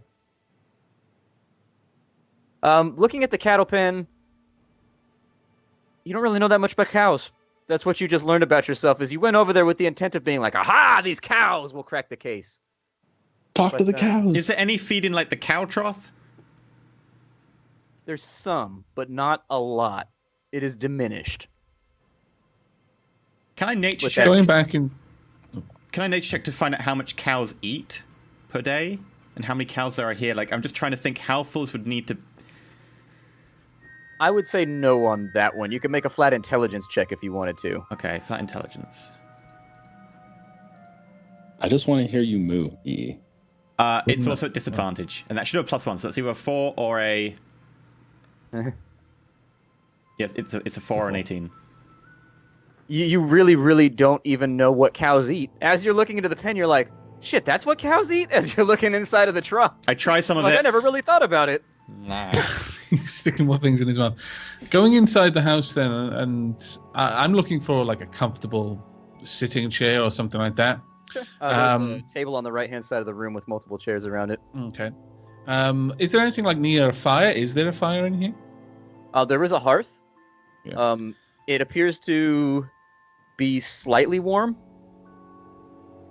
That was what I was going to look at. Well, wherever they've gone, they don't seem to have been gone over long. Perhaps we could wait. And this says they'll be back soon. Soon as a We should- relative term. Perhaps, but I don't see anything else we could do unless one of you feels able to track them. I'm, to be perfectly honest, quite worn from our run. Brant Wouldn't be a nods, bad says, idea. I'm sure Blaine will, you know how these farm folk are. They disappear to each other's homes for extended periods of time. I'm sure they won't mind. I mean, it's odd the door was not locked, but aside from that, everything seems normal here from the smells I smelled. Are there I other- start looking in the bureaus for any letters that might have been the cause of them leaving. You don't really I find don't anything. mess everything up though. I don't throw drawers out or anything. I'm just keeping everything neat. Yeah, you don't really find anything. As you're going through the bureaus, you find a pouch that jingles as though it has coin inside of it underneath some folded clothing. And there's linens and folded clothing mostly inside both of the bureaus, both children's clothes and adults' clothes. But inside the one with the adults' clothes, you find a pouch with some money in it. I check how much is in it. About 20 gold. I look thoughtful for a second and then I put it back. That's a good dwarf. You got to live up to your dwarvish I'm kind of integrity. grinning as I'm watching him do that. I just shake my head and So- settle so- down into the seat that I've got. Well, if we post a watch, perhaps we could all rest up a little, recover our stamina. I'm Brant all for nods. that, but before we commit ourselves to it, Brent, where could they have gone? Farm folk, in general, they live quite a ways apart from each other, but they do visit and they do deliver goods to one another. It seems entirely plausible that I didn't see a cart outside or anything like that. Maybe he had other deliveries to make or something for the day. Does Brent do business with people other than the Croftwood Circle? Blaine, you mean? He Sorry, corrects you. Blaine. Yes. I would assume so. I don't know what kind of recompense he's getting from the city in order to provide fertilizer to us, but chances are he's still got the cattle pens out back, and they don't look too much the worse for wear out there. I assume that in some way he's probably bartering milk and some of his other goods. This would be a great time to be someone supplying food, I would think. Do you know offhand how many people work at this farm? Live at this farm? As far as I know, it's just Blaine and his family. He's got 2 daughters, a wife, and himself, as far as I know. One of the daughters is 14 and 15, helps out with the farm work. Used to come with the deliveries. I think she's the one that took sick. Other daughter's young, maybe 4 or 5. And where is Esri this whole time? He kind of rolls your words around in his head for a moment.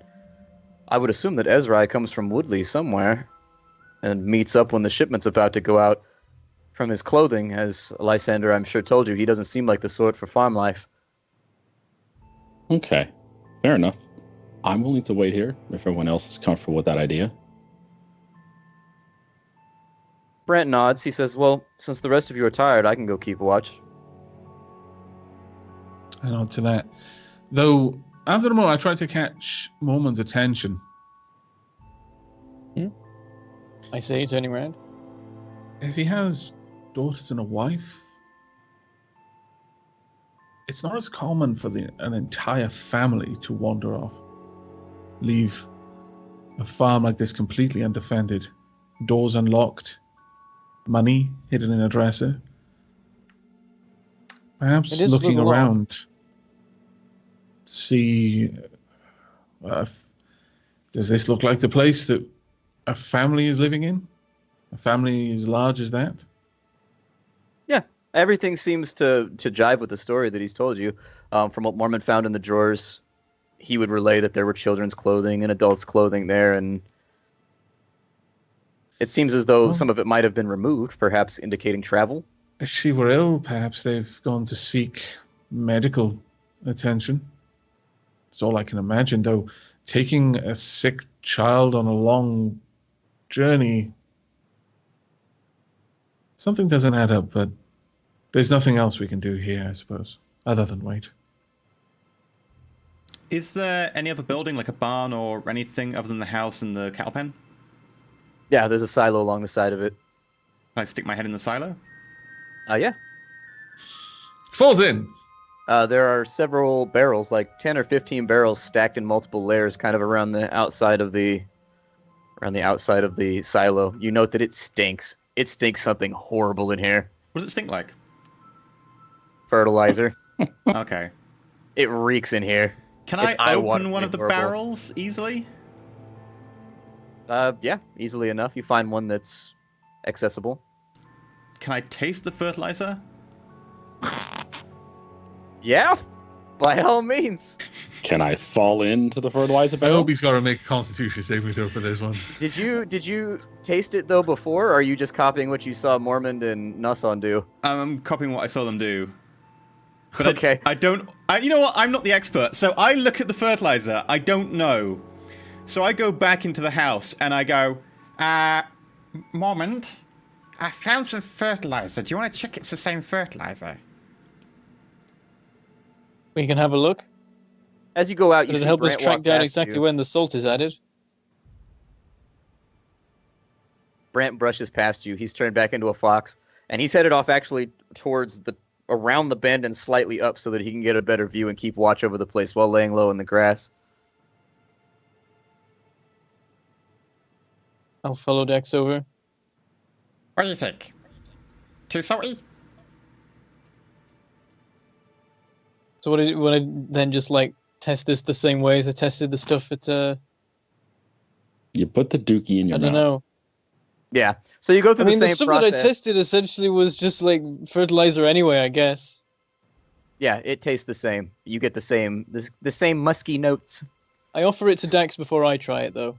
I'm not an expert on eating shit. It's like, I smell it first. It's can't the smell aroma salt. that you detected. Yeah, you can't smell salt, but it's the same aroma that you found from the mushroom farm. Oh, damn it! It's the I get the tiniest little tiny piece I can. Hey man, manly Australian hunters do this when they're tracking game. Don't let him shame you into it. You're doing God's work right now. Yeah, if you don't do this, he's going to whisper in your ear, "Eat." I was tempted. And it's gonna happen. It's gonna happen. Like, legit, like, I didn't test it before. If I had, I might have done it myself, but it wasn't me, so... You test it. It is Does salted. he find anything? Yeah, this is the exact same taste that you got from the mushroom farm. I immediately spit it out and go, it's salty. I wipe it off The me. salt's already been added. Well, if that salt's been added, shouldn't there be, like, large boxes of salt or some sort of... Like, they need quite a lot of salt for all of this.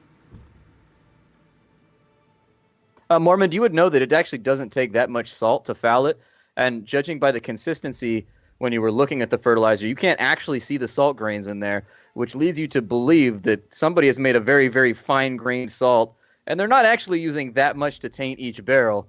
They're definitely trying to keep it clandestine. And they're trying to use the minimum amount for maximum effect, so there still might be some around. How many crates of salt? Would it be like 1 crate of salt for all of these? Or half a crate of salt, Mormont? Would I be able to make a rough estimate? I'm not that... Yeah, your mind Roman is doesn't foggy. know that much from- about farming. Yeah, your mind is foggy from a real lack of sleep, but you can make an intelligence check if you want to. Remember that that's going to be at disadvantage due to the fatigue. Man, what did you guys learn about disadvantage today? It's fun. Oh, by the way, I found the rules for Forced March in D&D if you want them in future. Okay. Natural 1. Yeah, Mormon, 10, 15 crates? Oh. Well, they must have had a lot of, like, big carriages and wagons and stuff to carry all this. We should look around for tracks, deep tracks, because they'd be very heavy laden down. Mormon, do you We recall could that do there that. are tracks going in different directions from this place? As Brant mentioned. I'll go over and look at them. Yeah, I'll also and mention so- as I go, like, we might be able to find some empty barrels, but they might have also taken them with them wherever they went. Hmm. We really need to We're not trying to keep this secret. One second. So you guys set out to find some of the tracks. Obviously, there's the deep tracks that appear to be laden that head into the forest, and those appear to be roughly in the same trajectory as heading to the Croftwood Circle. It seems about right. The other tracks, one of them appears to be going kind of in the southeasterly direction, maybe towards Woodley, I go to the cows. perhaps. Okay. Going on over to the cows, there's a lot of boot prints over here. There's a number of shovels and other things. What specifically are you looking for? I'm wanting to talk to the cows. I cast Speak with Animals. Okay. You cast Speak with Animals. When was the last time your owner was here? I'll have a look around for some more grain for you and top up your thing. You Sure. seem to be... Give me one persuasion check. This is going to set the tone for the rest of the conversation. It's the only one you'll have to make. That means it's going I to be a cast 1. guidance. Oh, I don't need guidance. Oh. Crit. Natural crit. Disadvantage, remember. Oh, fuck. It's upsetting, but Well, in it's which okay. case, yeah, that guidance is coming. Still not bad. Not bad at 22. all. Well done. With a 22, the cow looks back over, and cows are not sophisticated animals. Few days, comes through a monotone voice. Have you seen anyone come round? Have you seen anyone come through recently with like big crates? 1 second. Cow is making perception checks for the last couple days. I'm asking all the cows, so they all got to make a. Just hand wave it. Hand wave it. Yeah. Don't roll for cow. It's good. I don't know how much the cows know. That's the thing. Is this was never a conversation I expected to have. Although I should have. I should have fucking known. I really should have. You had a Are there sentry. animals? Are there animals here? Yes. Can Dax talk to animals? Yeah. Duh. This is one of those lessons I should have learned already. He conjured a seagull out of nowhere when he didn't have an animal. So, the cow looks back and says, "Normal folk here." So, did you see the family leave? Did they take the daughters as well? That's my cow accent. It's a bit rusty. Yeah, yeah. Sound like Dory. And the cow I can says, speak whale. "Family leave with shipment, not come back yet." Shipment of barrels or crates? Barrels. I shouted to Mormont. Seems that the barrels went with the family. Have you seen anyone in the last few days? The cow responds, "Workers in, workers out." It looks like some of the workers have been here recently. Oh, has Boss really Sorry. changed? Yeah, he took like a Kermit cow the Frog. accent. Slowly He turning took like a cow. Kermit the Frog direction. It's the cow accent coming through. Is there any more questions you want to ask these lovely bovines? Kermit the cow here. That was really good. We, Come with the cow here. That was so good. That was really good. That's one of the impressions I know. It's Jeez. really fun saying super dirty shit as Kermit the Frog. It's one of my Oh favorite my things. God. We'll save that for You the don't after need to know show. about your private life with Mrs. Blatt. This is no. Splat, You didn't actually, take just that. out of shot, he's got a full Kermit the Frog suit. Oh man, why are you ruining my childhood? A Why is my giant hole. childhood being brutally corrupted here? This A is not truly good. massive hole. In fact, it's just So the I top reply left. to Doing it now, Dax. Splat. No blaming EE for this one. You're the one who's leading us off track. But this seems like a delightfully Roll4It thing to do. Like, this is how we get sidetracked right here. I mean, I just wanted to talk so to I some reply to cows. Dax. I say, well, I'm not sure how verbose the average cow is, but that sounds like some good information. I translate for the cows. I say, he says thank you very much, and he really respects your species.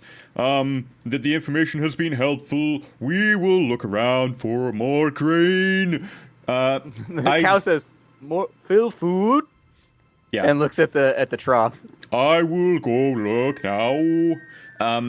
I also want to talk to Adavi and Nosson briefly and ask them if there's anything they want to ask the cows, because I can keep this up for like, I can't remember what it is, 10 minutes or something. You notice the cow is standing, just like pointing with its head at a crate. Oh, I go over to that crate and I put in a handful of food. Only a handful for now. I go speak with Adavi and Nosson. The cow seems disappointed. I will be back with more questions. One handful of food per Cow question. eats probably more than Are you Dax's extorting a entire cow right now? body weight. I'm just going to He's fill the trough extorting when a I'm cow. done. I'm going to fill the trough when I'm done. It's fine. Adavi, Nosson. Is there anything you want me to ask the cows? They're giving useful information.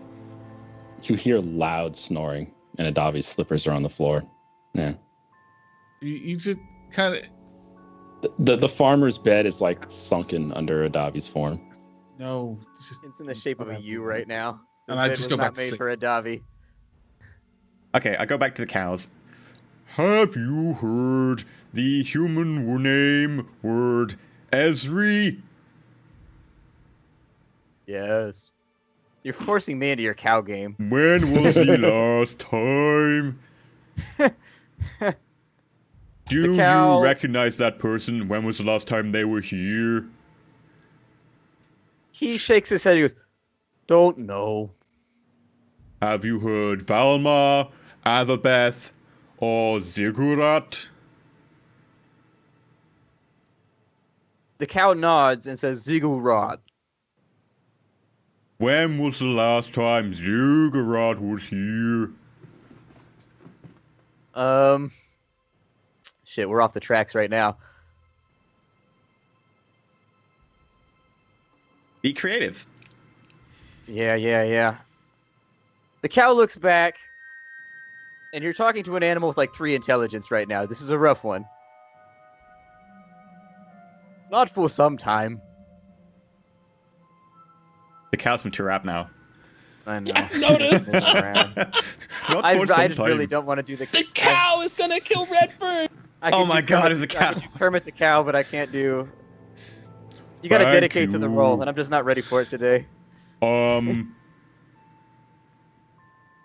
was contemplate asking the cow what he looked like, and I'm like, he probably thinks that all like humans look the same, whatever. Was he human? Cows are notoriously racist like that. Yeah. Was he human? Yes. That suits me. Food. Food. And I make sure to share it equally among all the cows who've given me lovely information. Yeah, the cows rush the trough. It seems like they haven't eaten in a little bit. Oh, to avoid stampede. I'm assuming I'm on the other side of the fence, just like pushing some in. That's fine. That's fine. Thank you. And I pet them a little bit. I'm just going to roll a quick animal handling, because I want to. Here comes the Nice. Natural one. Remember, And with disadvantage. so with natural one disadvantage. or... 11. As you reach through the pen to pet one of the cows, it moves its head towards the trough to grab some food, and you stick it right in the eye with your finger. Oh no. It goes, "Whoa!" And all of a sudden the cows are like moving around in a mass circle. I cast Healing Word on the cow. It's too late. The cows, you don't have line of sight. It's disappeared into the massive cow. I'll... Massive cow. And It's now help- there's cow goo on your finger. I wait until I can see the cow again, and then I cast Healing Word on it, and then I go to bed, because... Do you go inside the pen to cast Healing Word? I apologize. I will apologize to all the cows until they can give me line of sight on the cow in the cow pen. It might take half an hour, but I don't care. I need to apologize. I need to heal the cow because I made a promise to the cow to be nice, and Dax doesn't get to sleep tonight because he's Yeah. trying to just leave while you're ahead. Okay. So you said after that you go back inside and go to sleep. The cow Yeah. seems roughly forgiving now that its eyeball is no longer a blotch of gore. So you go back inside. Also, Mormon, this were you going to whole go to thing, sleep like- too? Yeah, I go to bed. I've seen enough today. Okay. You go to sleep. And after you heal the cow for 9 damage, After several hours, you hear a from outside. Roll perception. We're gonna see who actually perceived it. I probably should have done that first. We have disadvantage count- because we're still Do we- exhausted. No, right? I'm gonna forgive. Nope, you have your fatigue on. It's fine. You good. rested long enough. Oh, mine is 20 then. 10. Okay. 9. Are we asleep when this happens? Because we'd be at disadvantage for sleeping. You're sleeping. Oh, So would I'm we be at minus 12 then. disadvantage then? Because we're asleep, so normally that's disadvantage perception. Who hasn't rolled yet? Davi Nasan. Still 10. I can roll a second. There you go, Dex. Natural 1. Natural 1. You are out like a light. Getting hit with a brick in the face right now couldn't wake you up. You are like out beyond all belief. That run was actually. I don't know if you guys have ever slept like that before, but I've done like 20-mile like hikes with like a backpack on, like 60 pounds and everything. You sleep like a log. You are like out, so I can totally understand where Dax is going right now. I'm frankly amazed that me and Adavi managed to get 12 and 10, honestly. With that, the disadvantage has been brutal to us. Yeah. None of you wake up. Go ahead and give me another perception check. Some time passes. Brent's Yeah, been Brent's murdered. so dead. Brent is so dead. 6. Wow, this is not a good day for you guys. 12.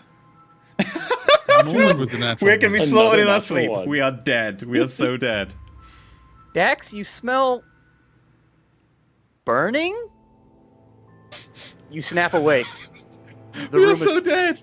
the room is full of smoke, and you can see flickering flames coming down from the ceiling. I minor illusion. No, I don't. If there's people attacking us, I don't want to give it away. I quickly roll over to whoever's sleeping closest to me. Who's sleeping closest to me? I was sleeping by the fire in a chair. Now you're sleeping in a fire. In In which a chair. case, I roll over to Noson then, because he's probably the calmest head in a good situation like this. I just go up to Noson and I poke him awake, put my hand over his mouth as he wakes so he doesn't say anything. And I go, Brant's not around. The place is on fire. It could be something. He hasn't had a chance to finish this. The moment, like, you know, the room is full of smoke. You said it was full of smoke, not just the smoke in the ceiling, but the room is, like, thick with smoke. Is that right? Or am I Yeah. interpreting that wrong? This place is coming down. Okay, pretty the soon. moment you wake me up, and then I breathe, and then, and I'm just immediately trying to move. I've got, you know that little bit of I'm up. rag that I had around my mouth for the fog? That's back over my mouth again. Okay. And I fill Noson in the fact that I haven't seen Brant. Brant would probably see this if he was on watch and he'd come inform us. So something's definitely wrong. Wake the others. Yeah. That's the first thing I say. Scout the How- check. And I wake How Davi much and I can wake we Mormon. see? Like, is the smoke that thick that it's like disadvantage in here right now? To see? I'm gonna hand wave it for right now. There is a window next to the table you were sitting at. Then I'm immediately that's the first thing is like, if it's that thick of the smoke, that's the highest danger above the fire right now, and I'll just smash the window and let it out. Is there Okay. glass in the window? Because is it? I don't know where we're at in terms of glass Or if levels. it's like a and- shutters thing, I'll just Yeah. I'll open the window if it's easy enough to do. But if there's any resistance, I'll just smash it. Okay. Or break it if I have to. So you hear like a stiff. Give me a strength check. Actually, we'll make this more interesting. I know I said I was gonna limit rolls, but this is one of those points where I think a roll would be good. Is this athletics or just a pure strength? Go athletics. Go athletics. So is any of the house actually on fire that we can 11. see? As far as you can tell, it started from the ceiling. Up above your head is where the smoke seems to be falling from, and you can see cinders kind of moving down the walls now from the thatched roof. With an 11, you quickly just throw your elbow into the side of the shutters, and they smash open. The one on the right bangs off of its bottom hinge and dents outwards, and you finish the job real fast by jerking it sideways.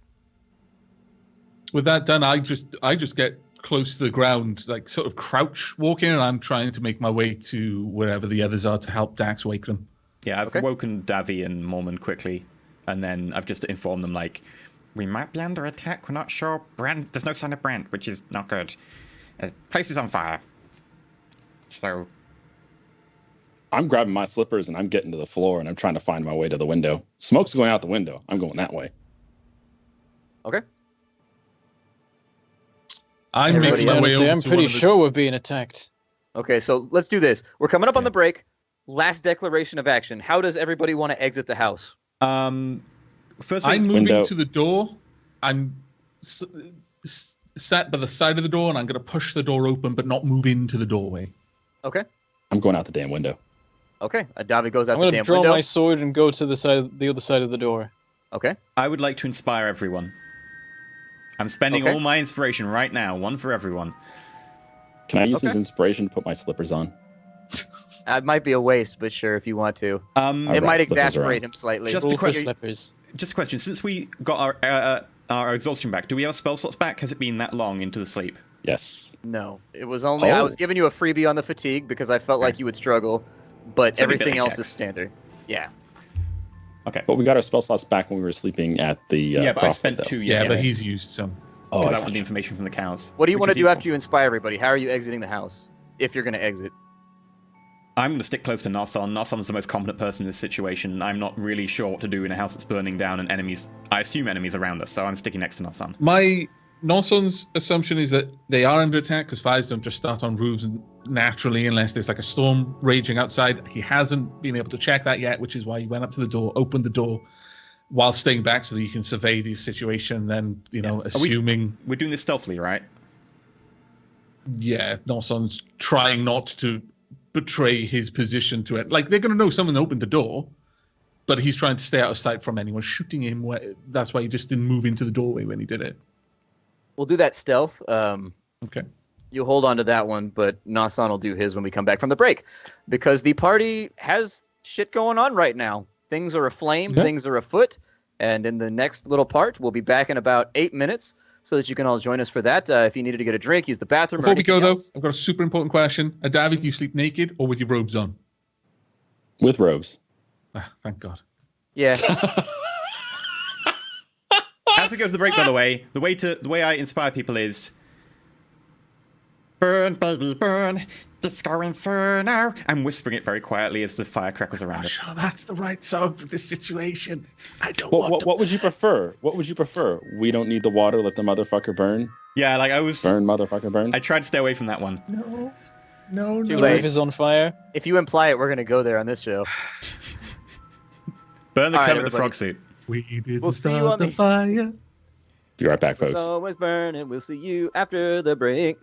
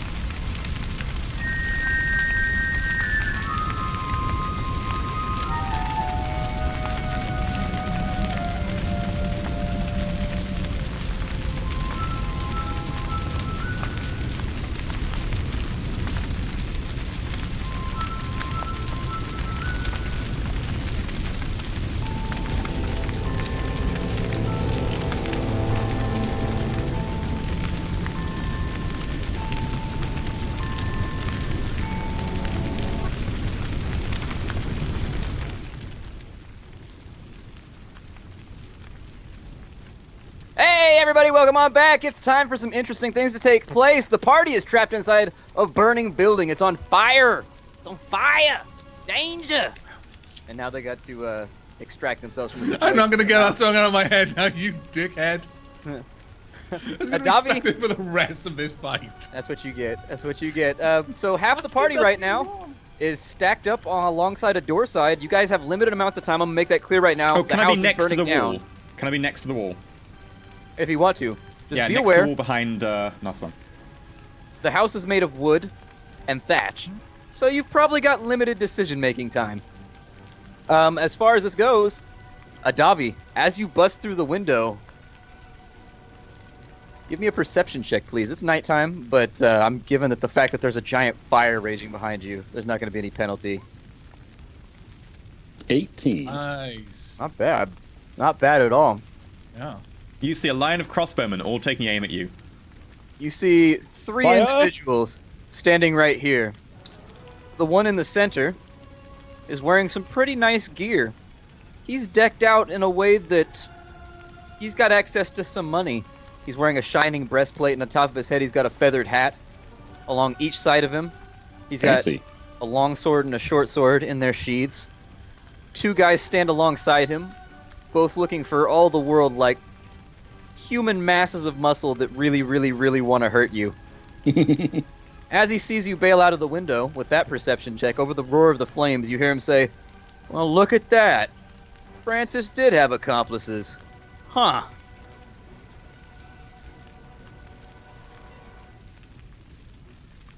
Oh, there. Did you Should I set make this my house on stealth roll, fire? Nick? Huh? Should I make that stealth roll you wanted me to make? Sure. Did you set this place on fire? And while I say that, I'm turning around and I'm trying to cast 20. Ray of Frost at the roof, but it's not doing much. Okay. He said, "Indeed I did. It would appear as though there are some loose ends to tie up. How did Francis figure out what we were doing here?" I don't know of any Francis. We came from the Croftwood Circle. We were sent by the elves there to meet with a man named Blaine. He looks at you for a second. The first half he was definitely going to call you on. Like, don't lie to me about Francis. What? You got the druids involved. Ugh. All right, let's get this over with. And with that, combat begins. While But all this first- has been going on, what would I have seen through the open door? Like the nothing. angle me and There's me and nothing Mormon out there. can't see through this open door at all. You can see out of it, but there's nothing there. Oh, right. So it's just open field, is it? Okay. While that conversation was going on, could I cast guidance on Nothing? No. Wait till your combat turn. Alright. All right. And so we are set up. I'm going to have everybody go ahead and roll me some initiative. Let me get you guys a tracker up. I got 10. Okay. Can I try stealth as well? Let's go ahead and hold off on it. I would have had you declare it a little bit earlier. That's a 10. That was an awful initiative roll.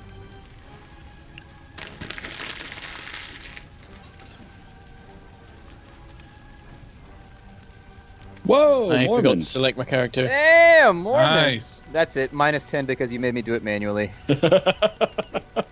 So Dax had a Been a while, 10. okay. Adavi has a 14. Looks I good was to dead me. for a week or whatever. Nasan had a, yeah, you were really, really dead, and somehow you're back now.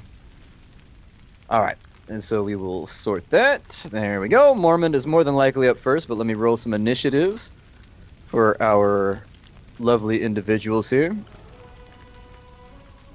I also need to get their stat blocks up. I probably should have gotten that done during the break, but I was hungry. I was starving. It's hard to starve and be a good DM. It really is. First world problems. Yep. Just can't do it. Just can't do it.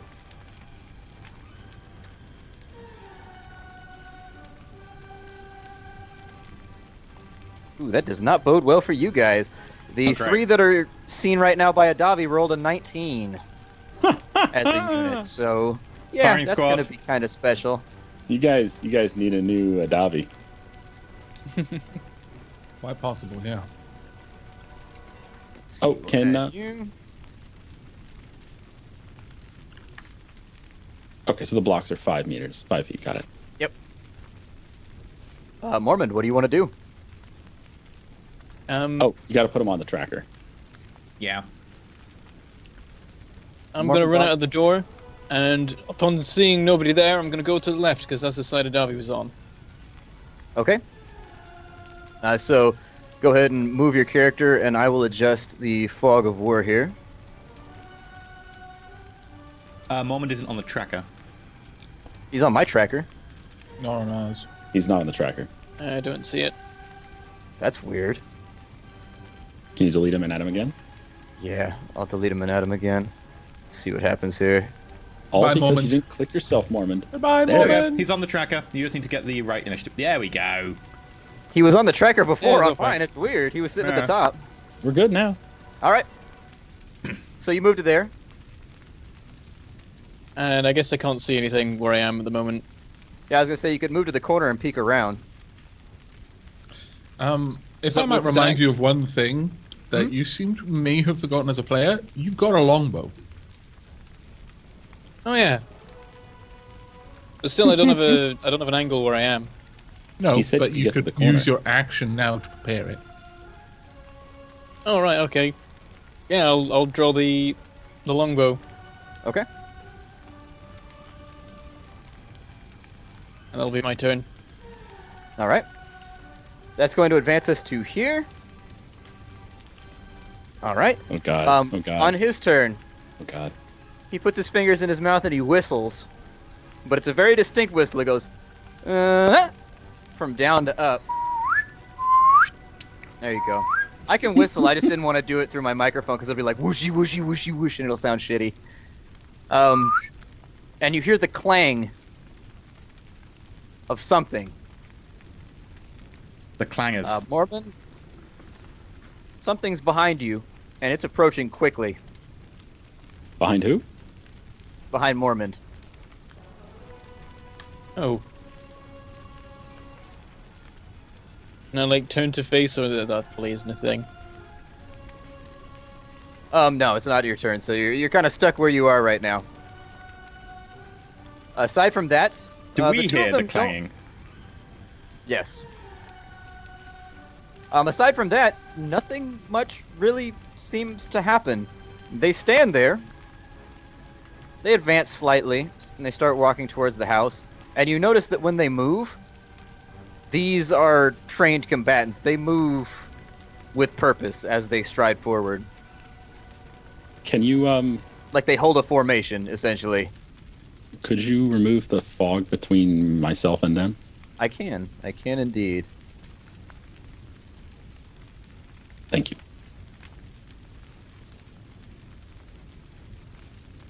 All right, and so with that done, all three of them are going to do something. The one on the right pulls out a bow, but he doesn't fire. And that takes us to Adavi's turn. Oh! I am going to run back. I'm going to run backwards. I'm going backwards. Through the window? No, not through the window. Down, I mean. Sorry. 1, 2, 3.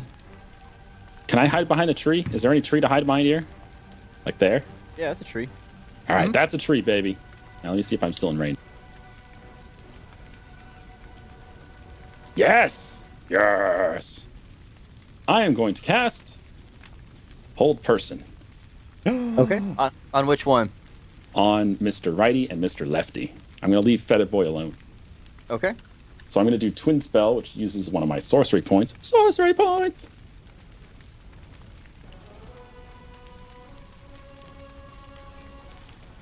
So they have to roll a 13 Wisdom saving throw, or else they're paralyzed until they pass the saving throw. Okay. Sounds good to me. Let me see what their saving throw would be. Oh, it's just a saving throw. Okay, guys, never mind. I did that wrong. But yeah, it's their own saving throw. I typed in 13 because I'm stupid. Okay. There you go. There's number 1. He passes.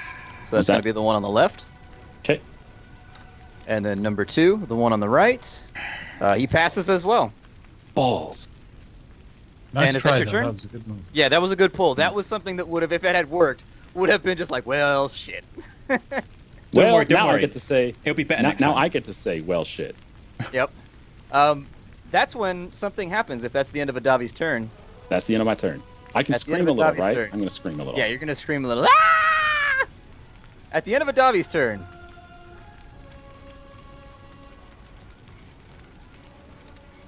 And actually, they should have gone, but I wanted it to be more thematic. You wanted to So put them surprise right us. there. The clanging of sounds, yeah, it was more than likely the sound of the hounds, which are now bursting out from behind the house, seeking to ferret you out of your hidey holes. So from the opposite side of the house come, let's see here. Hellhounds. Yeah, they're hellhounds. Death hounds. Oh, rip. Hellhounds. Everyone dies. They don't even do anything. They just are. Hellhound. Everyone dies. They look like little Labradors. I wish I had an area effect spell. That one runs up on Mormond. This one comes straight into the house. So there, Wouldn't it? It there. would have to stop because it's entered my kill zone. You can move as long as you're inside of the Oh, kill that's zone. right. He's still They within changed 5 it around. Damn it. And this one makes it to a Davi. But the other ones can't quite reach. Can you reveal some more of the map because we can't see anything else? What were you trying to look at? But you said the other ones can't make it. I don't see any other ones. Oh, yeah. Because they're around the side of the house. Oh, okay. But Well, you and your characters don't know that. okay.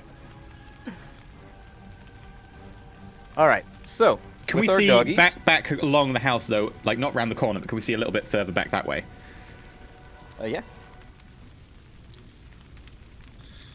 Did the hound that came in past me overcome my 24 stealth? What's that? Did the hound that came in through the door that was moving in through know that I was there by defeating my 24 stealth? He would get Would it advantage. I'll be honest, So he let's see probably what he knew does I there. was there and was making their way for me. Yeah, but what I mean is that if he came in and suddenly there was someone there that I wasn't expecting, it might have caused a surprise.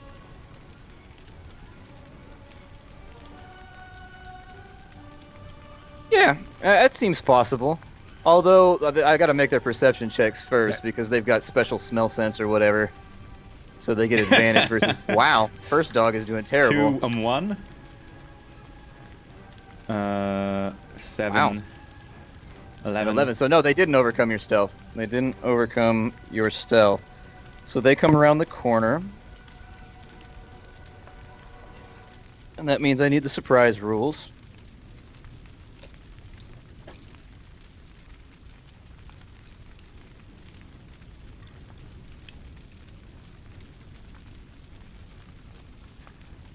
D&D's a bit...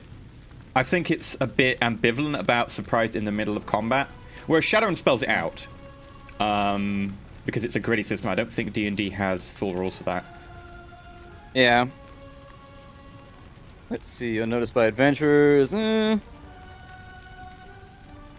think D&D says as soon as combat begins, you are aware, and then you bump into someone who's stealthed, you're expecting it. But as a GM, you may rule they just can't take actions or something. Yeah, because we're in combat, it looks like surprise doesn't function. Surprise is a I was just pre-combat type wondering deal. because Yeah, that's of the fine. way the giant spider worked in the last combat. When it stumbled across me, it basically ended its turn. So, that puts 2 in right there.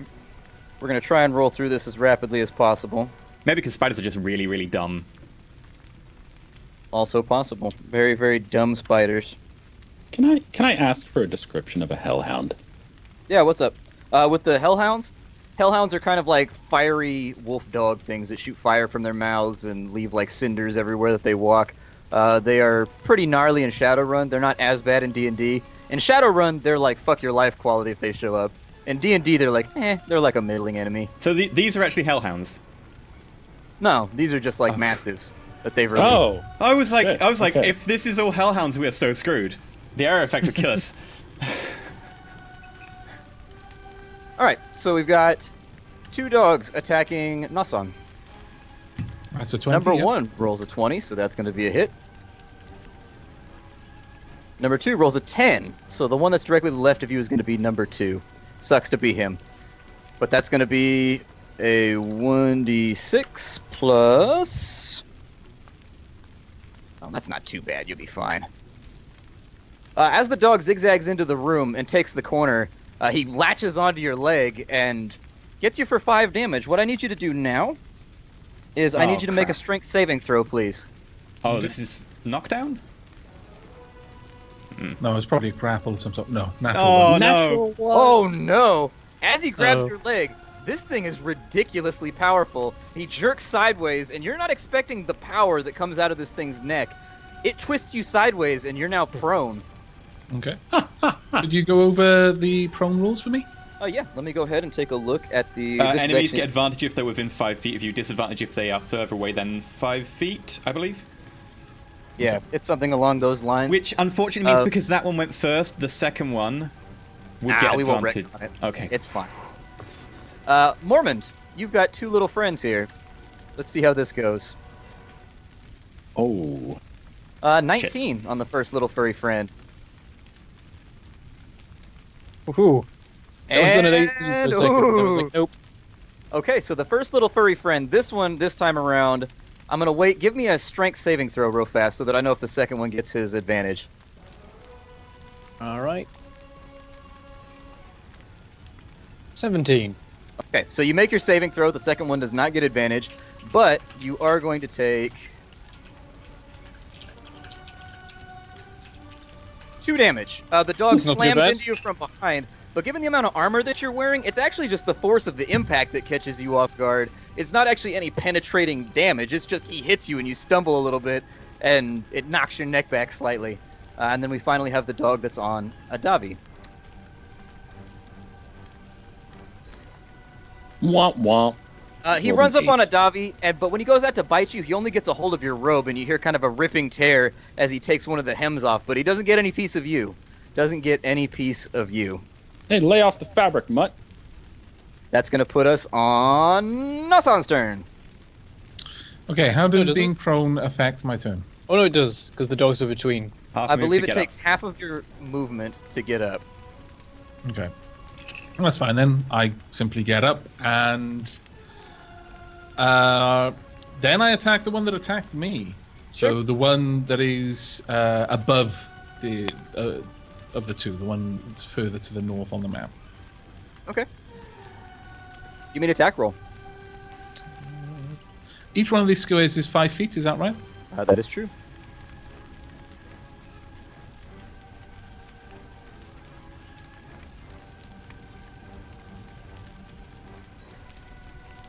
I rolled a 24 on that. Okay. That's going to be a hit. Go ahead and give me some damage. Okay. Goodbye, doggy. And just to speed it up. I got an 11. Okay. Go ahead. That's a killing blow with the dogs. We're not even going to do HP with them. A hit is a kill. So just assume that from here on in. So if you roll a hit, just describe how you want to kill the dog. Okay.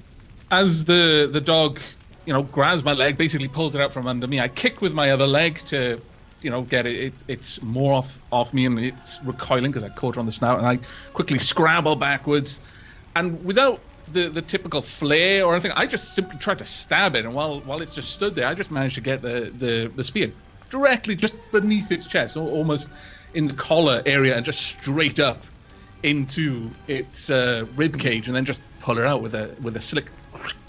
Okay. And The it dog. just slumps. And down. with that, I'm following it up with a kick, Okay. which I can spread out to the second one. So this will just be another unarmed attack. Sure. And that one was only a 10. Okay. You've got you try to lash inspiration. out with your. Do I? Yeah, everybody Yeah? has inspiration. One Oh, inspiration. wow, okay. That was what Sorry, I I did before didn't- I we didn't ran out of the mark burning that building. down. Oh, damn, I should have used that Ah. then. Okay. I'll add 1d6 to that then. I get a 12. Drop the hammer. Oh, well, in that case, and simply coming up with the sort of forces, I pull the spear out. I just try to stomp the other dog, and for whatever reason, it doesn't anticipate the blow, and I just catch her on the top of the head, and I just smash it down to the floor. And I'm really angry of having been pulled off my feet, so I'm putting all of my weight behind it. It's kind And of an there's just insult. There's this weird crack, and then just an explosion of gore to either side of its head as its skull caves in. Okay. Does I just- the gore cover Dax so he is now visible, or what No. happens? I just like the It would idea go that north and south. That's I inspired you, and you were kind of like tapping your foot, and it kind of put the extra force behind it because of the foot tapping somehow. That's, my inspiration helps. I like to. Yeah, I'm helping. Aw, look at those dead doggies. Shut up, you'll make me feel bad. I got everything. It's Got the okay, best kids. They're just sleeping. No, they're not. They're both leaking the red stuff. That takes us over to Nasan's on here twice. Go away, Nasan. That takes us to Adavi already took his turn. Dax, what do you want to do? Oh yeah. So since the dogs are dead, I'm gonna quickly shout, try and take one of the dogs alive for interrogation. And I'm gonna... Can I leap? This is a window right next to me. Yeah, the blue part that I've colored in right there. Oh, no, next to me here, because it looks like there's a little bit of a weird gap thing. Is that a window? No, there's Okay. no window right there. Just the blue part that I've colored in. Right, so if I go to here, can I try to non-lethally hit the dog with my rapier? Sure. I rarely do attack, so I will have to find how this works. So as I go past Nossen, I go, wow, you're really good with animals. And then I try and rapier the dog. 22. That's a hit. Drop the hammer. As the dog is kind of looking at Mormon, trying to attack him from behind, I go, bad dog. And it looks round, look at me, just kind of a little bit stunned, and I just pommel it across the face with the hilt of the rapier. Mm-hmm. And knock it out. Done. So this doggy is unconscious. And that is it, because I bonus action to draw a weapon. No, free action, draw a weapon. I've got bonus action left. Bonus action. It's not time to do healing word. Nossen, how much damage did you take? Was it like 5? Yeah, 5. Yeah, it's not healing word time yet. Yeah, I'm cool. I don't need to do anything with my bonus action. Okay. That's going to put us on Mormon. What you want to do, buddy? All right. Upon realizing that there's dogs actually, everywhere, sorry. Can I just use the last of my move? All right. Yeah, that's fine.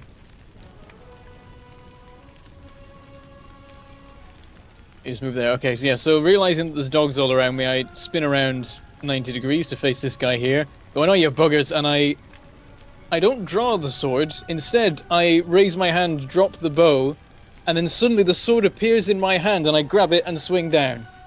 Okay. So the sword teleporting into your hand. Give me an attack roll. Something tells me he's got a new toy.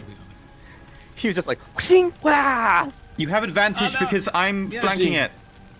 That's fine. 12 is enough. Oh, Yeah, yeah. you hit it already. Drop the hammer! Right, I just swing down into the dog. Just sort of goes through mostly.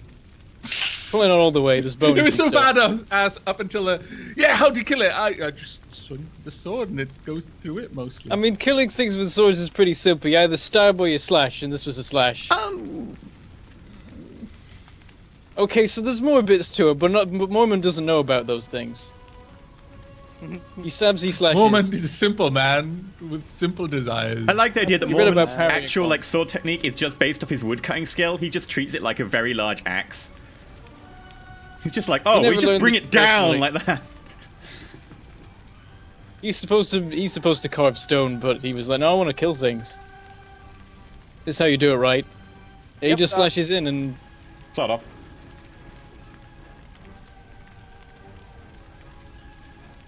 Splat, you're completely quiet. Sorry, I was deleting stuff and it requires my control key, which is my mute key. Anything else you want to do with your turn? Flank You want Davies. to remind the GM that he deleted the dogs from the turn order. It's okay, they're at 15. I know where they're at. I'll move to this corner. Can I see around this corner, or do I need to move a bit further? You can see pretty much everything that I've got revealed right now to Adavi, yes. Yeah, I'll just move to there. And you'll have a plus 2-ish, I guess. The corners are kind of sketchy in this game when it comes to range attacks or whatever. But I'll give you an armor class bonus for... Some of them can't hit Adavi because he's behind a tree trunk, but corners are kind of one of those weird nebulous things in tabletop games where some people are like, you can't see me at all. That's actually one of the things I like about Dark Heresy is the way they handle corners. It's really, really good. I like that a lot. I mean, the general Alright. rules for cover in D&D, it says stuff like a table is like half cover if you've like got the table on your waist. And then full cover, it's just like, yeah, when you're really well hidden. It's like, well, what do Yeah, you it call makes it really tough. well hidden? All right, and so that brings us back to the top of the. Oh my God! If I disappear, my lights are blinking right now. There may be a power surge in my area. Yay, government infrastructure! Hooray! That leads us back to these two's turns. On this turn, 3. huh? These 3. Oh, these three dudes' turns. Yes. What did I say? I thought you said 2, but you said dude. Now I realize it. Never mind. Oh. Okay. With these guys, they're gonna step forward slightly. These two have crossbows. They're gonna fire them both at Dax. And I believe they do that at a. Oh, actually, it's not as good as I thought it was. I appear to have made a terrible mistake. The first crossbow bolt whizzes over your head and does not even come close. That Second hits crossbow bolt my is- armor and stops. Okay. So the second crossbow bolt actually slams into your armor, but you expect pain, you expect blood, and yet you look down and it's just lodged in between the plates, and you're just like, woohoo! This is new armor! You're gonna be paying for that! With your lives. 2 arrows come out of the darkness. Zip, zip. I thought someone cast magic missile at the darkness. There shouldn't be any arrows there.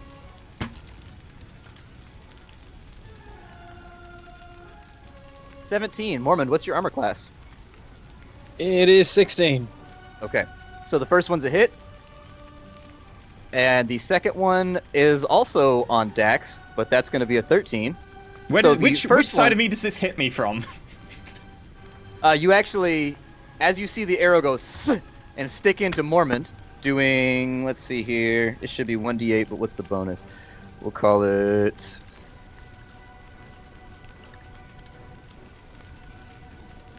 Oh, you got lucky.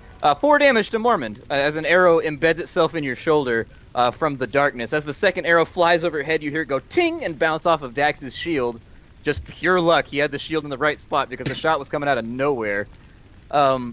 Actually, do characters that are stealth get advantage when they fire on? Oh shit! If you are not All aware right. of the attacker. Oh good lord! Hold on, Dax. You may not be out of the forest yet. Also, Mormon might get critted. Nope. Just. The new armor saved me. New armor saved you. So exact same result. I thought you said a 13 was. It bounced off. You said well- that I rolled a 13 and you were like, oh, it's just enough. 17 is my armor class What's now. your armor class? 17. Because I got the arm which upgraded it by 1 point. I was on 16 before. Okay. So the result is the exact same. The second arrow just bounces off of your shield. As far Which as direction Mormont from? goes, Because my shield's my left hand, so is it from that side of the house? well, I mean, he's still got line of sight on your left hand. I'm just assuming that it was in the right spot, but let me uncover him for you because he's made an attack now. He's behind a bush right there. Ah, okay. All right, and so Mormon, subtract 4 damage from your character sheet. Dax, you got through perfectly fine. They already fired both of their crossbows. After doing so, they drop them to the ground. Let me make sure that the other guy doesn't have anything he can do.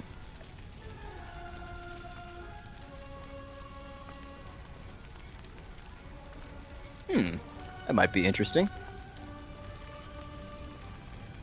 Yeah, he can do it. The guy in the center pulls out a dagger and hefts it at Dax. Sure, why not? Dax is exposed, and he's never exposed. A 23 on that one. That is So a hit. with a Three 23, a dagger, so it's fine.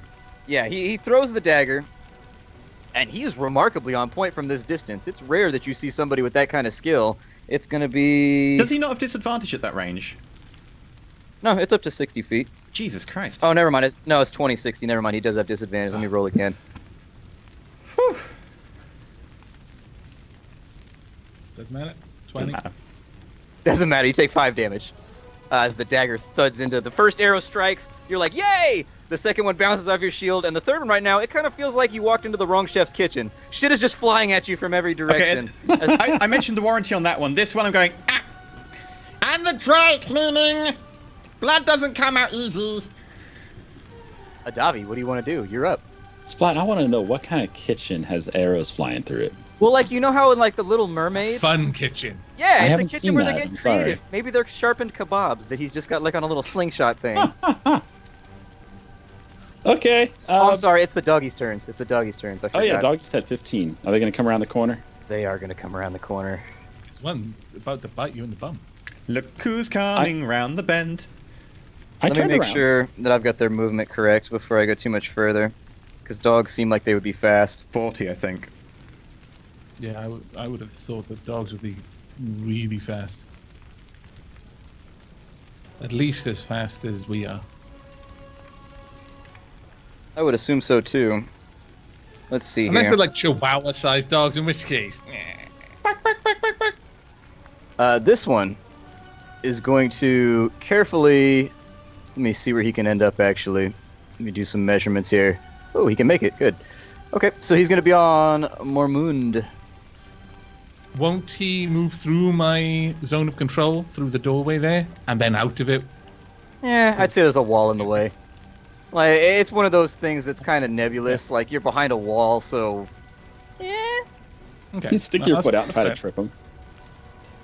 This one's going to step inside of there. This one's right here. He's out of movement, but to make it fair, this dog won't attack you. No, that's So that it goes both ways. And then this dog comes up, and he's Well, actually nothing if behind not the bush right there. consistent. Yeah, I try to be consistent on rulings like that, so that dog right there won't get on you. We have... I'm gonna go back through all my rolls here. The dog that comes into the room, coming after Nasan. 17. 17 versus 17. Okay, 17 versus 17. We got ourselves a hit. That is going to be... Ooh, a 7. A big hit right there. This dog comes straight in. Having heard the yips of its fellow packmates, it comes around the door, and this one is at your throat, just chomping down at your, like, all in this region, Strength like your save again? clavicle, chest. Strength save, yes, please. I've been removed from the turn order. 20. You're still on it for me. No, he's gone. It's going for me. Something weird is going on right now. All It's 20s being weird. Yeah, it's fine. I'll just re-add you. Yeah. How does the saves work again? You have to get higher than what number? I can't tell you for this That's mob. the because- DC. So- Yeah, the DC. Oh, I got it. I should be higher after than a that, Dabby gotcha. then on the turn order. Yeah, you actually, he's on you, but you managed to shove him back, and you I'm don't expecting go... it this time. Yeah, exactly. You're fighting against dogs, so you're ready for it this time around. Aside from that, that leaves us with, I believe, The Let one me on read. Mormont I think we're on a and the Dobby. one on Davy. And I need to be moved up. Yeah, there we go. What about the dog on me? He didn't Oh, the attack. dog on you. That's right. That's true. We do have a dog on you, and the one on Mormon didn't attack either. So you guys are too generous to me. You should just let me forget. He missed. There we go. Yeah, Generosity. critical fail. Plus its attack. What does he do on his critical fail? Okay, Oh, Oh, they hit the no. Mormon! Mormon got a crit, so Mormon is Oh. going to take an extra damage die. Oh, So no. Mormon, your damage Oh no! Okay, 12. no. That's Damage. big numbers. as the second dog slams into your side, seeing you stab the other one that was right next to it. Give me a strength check. Or, I'm sorry, a strength save. 10. He sends you flying. You roll to the side, and you're on your back almost as soon as with white lights flashing in your eyes. Just like, what happened? You're laying on your side. He got you pretty good. He got you pretty good. And then the one that attacks Adavi critically fails, coming up with his momentum from running on the previous turn. He jumps at you, but you sidestep, and the dog launches himself into the tree, knocks himself the fuck out cold. Gone. Here, Dax, you can investigate this one. He's More the ready merrier. for you. That takes us to Adavi. What do you want to do? Fail once. Shame on me. No, wait. How does that go again? I'm going to cast the same thing. Cool. I'm casting Hold Person, and I'm using a sorcery point to try to cast it on two people. Same two people, crossbow folk that drop their crossbows. Okay. Did they drop their crossbows? No, they still got Yes. them in their hands. Oh, I thought you said they shot him and dropped him. My Yeah, I bad. thought you said they dropped them. Did I say drop him? Okay, he dropped him. Since we've got consensus, he dropped him. Okay, so they get to roll. Okay. That's going to be Hold Person. I got to roll a 13. Sounds good. Wow. They just can't be held. First guy resists, and this is with no bonus either. Yes! Like, they're just flat. Okay, so the guy on the right, as he's dropping the crossbow, he freezes in that position, and you see, like, a look of panic cross his eyes, as those are the only things that are still moving. But he ain't going nowhere.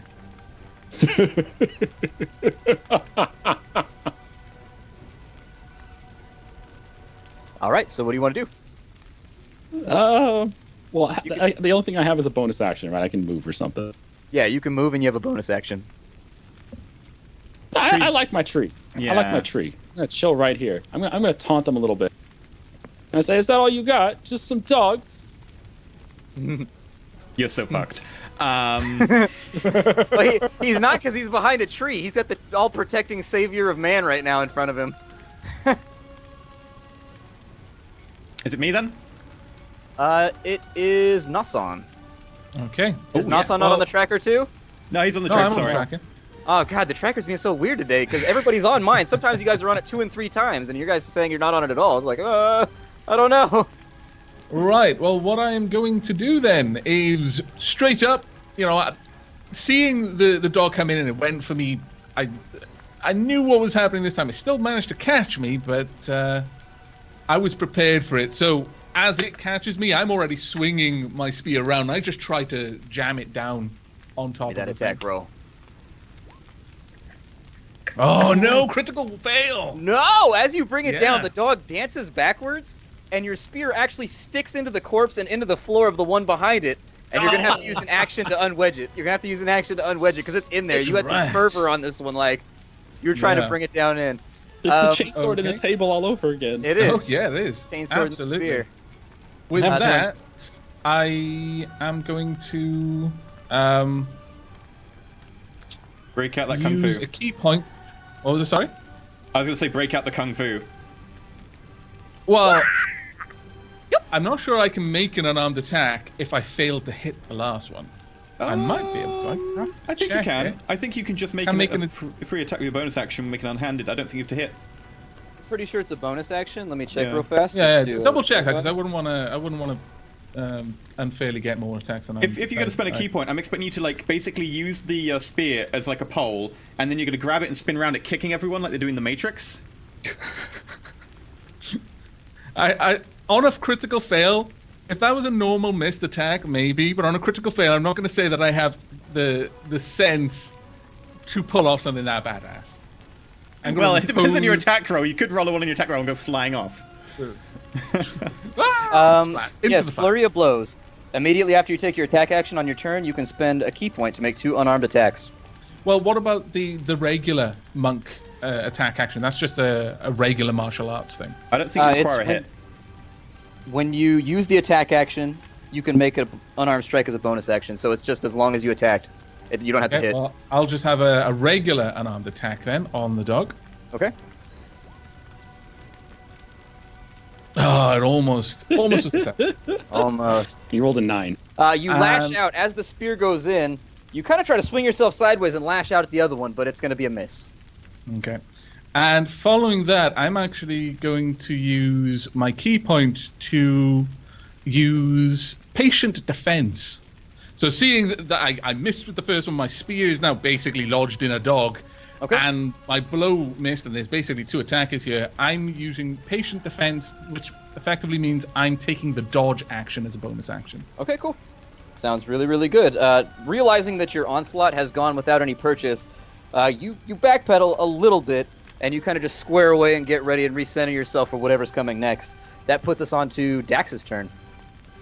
Okay, seeing Mormond like gushing blood from all of these bites, and that pretty horrific one that happened from the dog recently. While I could spend a bonus action to heal you a little bit and still get my action to attack, Mormond, I care about you too much, man. I'm gonna move up. I'm gonna use a cure wounds. How much health you down? I am down by a total of 17. 18. 18, wow. So you've got like 4 Oh. HP left. I've got 8 left. I'm okay, you're a casting little bit a more second level cure wounds. Okay. Ooh. I do have second wind, by the way. I can use that to help 16 health. You must really like Wow.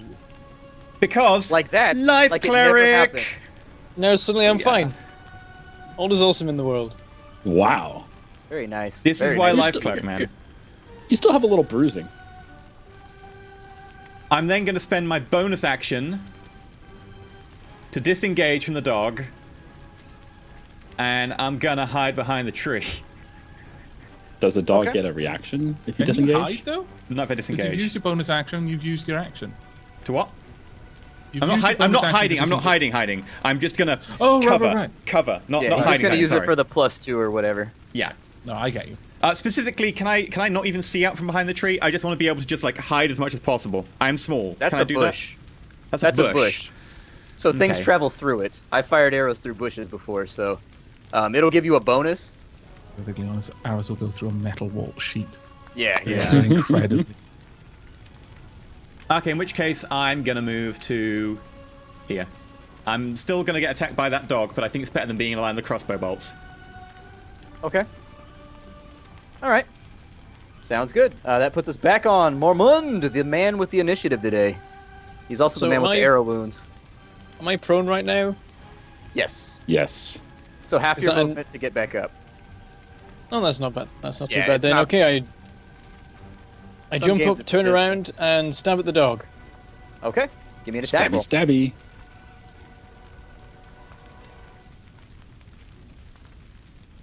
Nice. 21. Very good. Nice. That is a killing blow. Drop the hammer for me. This is like a straightforward. This is the other move Mormon knows. This is the stab. This one goes straight forward through the face of the dog Is he and a is he little like bit beyond. does he speak his mantra when he does this? He's like slash, slash. That was a good slash. Stab, stab. That was a good stab. Multiple parry, slash, stab, consecutive slashes. Yeah, he stabs forward through basically through the front of the dog and continues like halfway in and then yanks it back out again. Dog just That sort dog of is- collapses. Vomits blood and organs. That sort of thing. Yeah. That dog is dead as shit. Goodbye, dog. This is And- really not the PETA-friendly episode. There's a Well, lot of no, dog you slaughter going on. got us describing in like how we're murdering dogs here. This is Hey, two of them were just knocked out. That's true. You were more merciful than some parties would be. Yeah, me and Adavi have only knocked dogs out. We haven't killed anyone. I didn't No, do we didn't even anything. knock it out. The dog knocked itself out. Can't imagine Alright, like alright. Adavi pulled out like one of these red silk handkerchiefs and just like went, yeah. The dog went doosh, straight into the tree. so. Am I in a bit of cover where I am at the moment? Yeah, you would get like a You plus say- 2. I'll stay where I am. Okay. It is Final burnt answer. I down. could hide, but then Adavi would take all the hits, and maybe I should take some of them, so that neither of us die. We just both get seriously injured. Ah, don't sweat it. Yeah, I'm done. Alright. That takes us to Big Baddie's turn. Seeing what happened to his comrade along the side, oh, you all right? Because this is kind of a weird position for him to be stuck in. Let's see if he can break on out of it. He rallies. He rallies, and as he's looking that way, yeah, and he breaks out of it. That happens at the Got a end of his mage. turn, by the way. Okay. So he is no longer stunned, but that did use up his turn, as far as I know. As far as these guys are concerned, he's going to... he's going to step in behind this bush right here, as is this guy. They're going to hold their position. Oh my god, I wish we had fireball. I wouldn't do that if you had fireball. No, they wouldn't know, so they would do that anyway, right? Like they wouldn't know we had fireball. Yeah, sure. Just like you play, you play your characters, be like, I'm not gonna move into a stack right now because I might get AOE'd. Yeah, we don't know that We'll they see. have AoE or not though, but we always never move into a stack. Let's see. So that puts us on. What do I want them to do? They've dropped their crossbows. This guy right here can still huck a knife. He's got several of them, so sure, why not? We'll call it a. I don't remember what bonus he got last time. I think it was a +4. Is it disadvantage because of the range? He is. He is. Sweet. He rolls an 11, which is not going to be enough. You hear the tang of a dagger bouncing off the side of the house. You also know that the house is burning down at a rapid rate now that the flame has moved down from the thatch to the wooden walls. It collapses downwards on the inside. No song. Nasan, make me a reflex save, please. Is that Dex? Yeah, dex save, sorry. They've changed it around. Uh-oh. 10. Yeah, you managed to actually, like, dive forward into the dog that's, like, down to the corner of you right there. Okay. And it shoves him backwards to, like, here. Actually, we'll make it fair so that I don't compromise you right there. And so that you managed to dive out of the way. The dog that's inside, though, the roof comes down on top of it, and you hear a yarr as it just burns and crackles, and it's the smell of burning hair. It's not pleasant. Roast dog for dinner. Is the spear still stuck in that dog inside now the burning house? Yeah, True does enough, that break yeah. the handle for the spear? Yeah. The It's a spear is magic still weapon. It should be reachable. pretty resilient. Yeah, on your turn, you can give it a go and see if you can extract it. Yeah. That's going to put us on... Actually, no. This guy right here, Oh no. Something off the map. he's going to fire with advantage at our dear friend Adavi. He rolls That's two definitely a hit. 18s. That's definitely a Those hit. two I 18s. don't care how much of this tree I'm behind. That's a hit. That's definitely a hit. So that's going to put us on... On the plus Now, when side, they- it wasn't a crit, so... When they fire, do they become revealed, or is he out of range? Okay. An arrow slams into you, dealing 4 damage. It catches you That's not too right bad. below your ribs, and it embeds itself into like a leather bit on your robe. Like there's like a thicker cloth part. You feel it go into your flesh, but you get the feeling that maybe you were a little bit lucky with the way that the plates fell on your armor. And that's gonna Ow! be this guy right here. I'm getting Oops, the sorry. feeling that this might be a run that we have to like back away from. We've got an exit strategy, right? Yeah, we tell the druid guy to turn into like a giant dinosaur, and we all ride him out to safety. Pretty sure he's dead. Oh. Yeah, I imagine he's died horribly. Or he's He gave you a alive. chance though. We ignored The him. funny part is that he made a really, really good perception roll to see this coming, but he made a really bad stealth roll. His stealth roll was goddamn terrible, but his perception roll was really good, so that's why he howled to wake you guys up, and then it got cut off, because one was good, one was bad, so it was going to wake you guys up, but then everybody failed their rolls, and so it was just like, oh, well. He died for nothing. I like to that imagine puts that us Dax on. kind of groggily woke up and then just turned over and went back to sleep. It's the Got dog's into our turn. Oh, dreams. You know, it's funny. I dreamed that that a fox died. Yeah, weird. Yeah. Don't know why. Oh. It's doggy time. Nasan, you've got a little furry friend here who really, really, really wants to meet you. Has to roll with disadvantage because I've got full dodge. Okay. He wants to give you kisses. Based on that roll, he's already missed. Okay. And that one. Okay, and so he does not manage to land it. He tries to give you lovely slavering doggy kisses, but Honestly, if doesn't he happen. didn't want, if his friends hadn't bidden me, I'd probably let him. I'm very trusting around dogs. Dax, that one's yours, but unfortunately, the dog can't seem to make it connect. That takes us down the order to Adavi. There's more in the bushes! I shout. And I'm going to cast Ray of Sickness at Big Feather Hat Bro. Okay, go ahead and do it. I love that name, Fat Hat Bro. And I roll terribly. I rolled a 7. I would say you've got inspiration, but that probably won't help. I'm not going to roll your inspiration now, yeah. You summon all the energy you have and you launch it outwards, but he's behind a bush. And so it hits the bush and it travels its way up, and there's kind of a sickly, waxy goo dripping off does the it destroy bush. the bush? Does it destroy the bush? No? No. Like, the side that you hit it on is kind of melted away, but the bush is still there. How many hit points does a bush have? Shit, if Too I- many. Too many. I mean, it probably should destroy the bush, but I don't feel like looking it up right now for brevity's sake. What do you want to do, Adavi? You want to move or anything? No, I'm cool. I'm just going to try to point out the best I can. Bush, bush, bush. 5 guys. Ow. I'm done. Okay. That takes us down to Dax. It shouldn't Wait, be me. where did Noson go? There he is. Jesus. The tracker is just being all kinds of weird today. Man, there's Noson. Right. Got him. I was like, you were there. sure I it's was like, not wait, me. Noson hasn't gone yet. Yeah, Right, I was like, where's the other tracker? What's involved in picking my item up, basically? The spear. Go ahead and make me... You can do this one of two ways. We can do it with acrobatics. We can do it with sleight of hand. It's up to you. Sure, we'll go with acrobatics. So it's Okay. my full action to try and extricate the staff, yeah? Yeah, it's your action. You'll still have your move, though, if you wanted to try anything.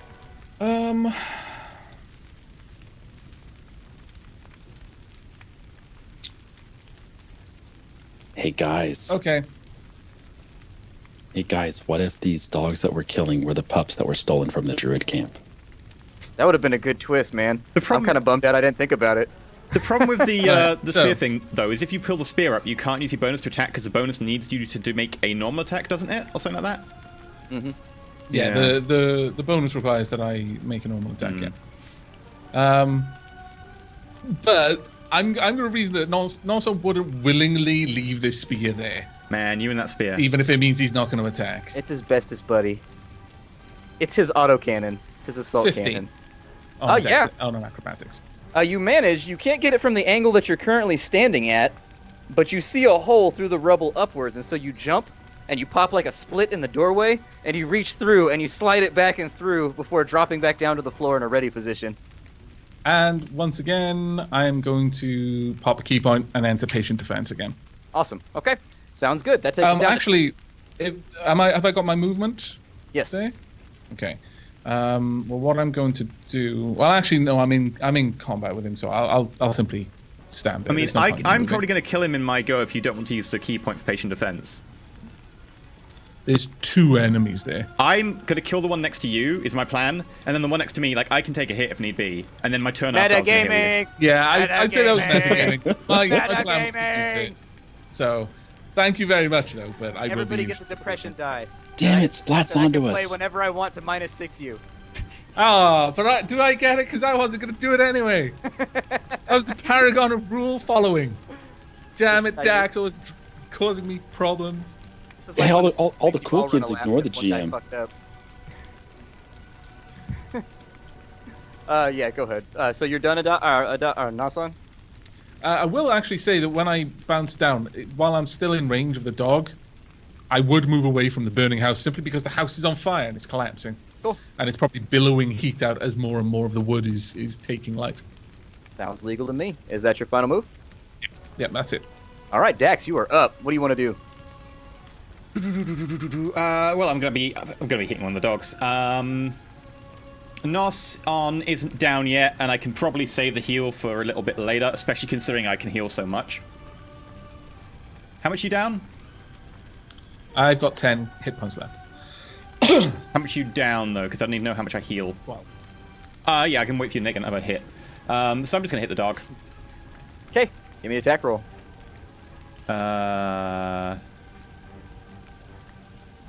You know what?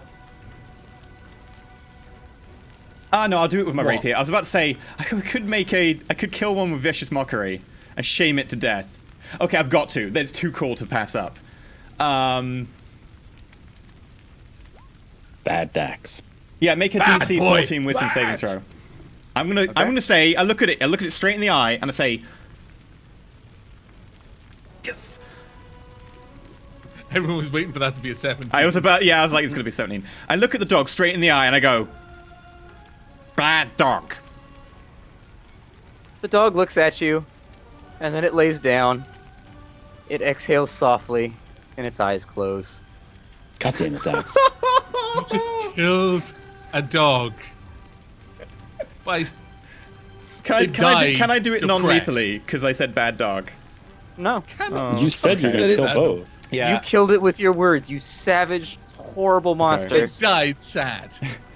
Died It's worse sad. than all of the horrible, murdery, blood-based Guys, I think we have to kill the Dax curb after stomp this run. and the We just have and- to. Nosson's on worse. patient defense, isn't he? Yeah. Okay. Can't It believe does. you I can't either. Does the building look like it's actually going to like collapse and burn down, and like there's going to be a danger if I stand next to it, or is it like mostly down for now? It already collapsed in the center. The walls seem like they'll stay up. Okay, and there's no like super danger of heat coming from the wall right now. Like, am I fine standing here?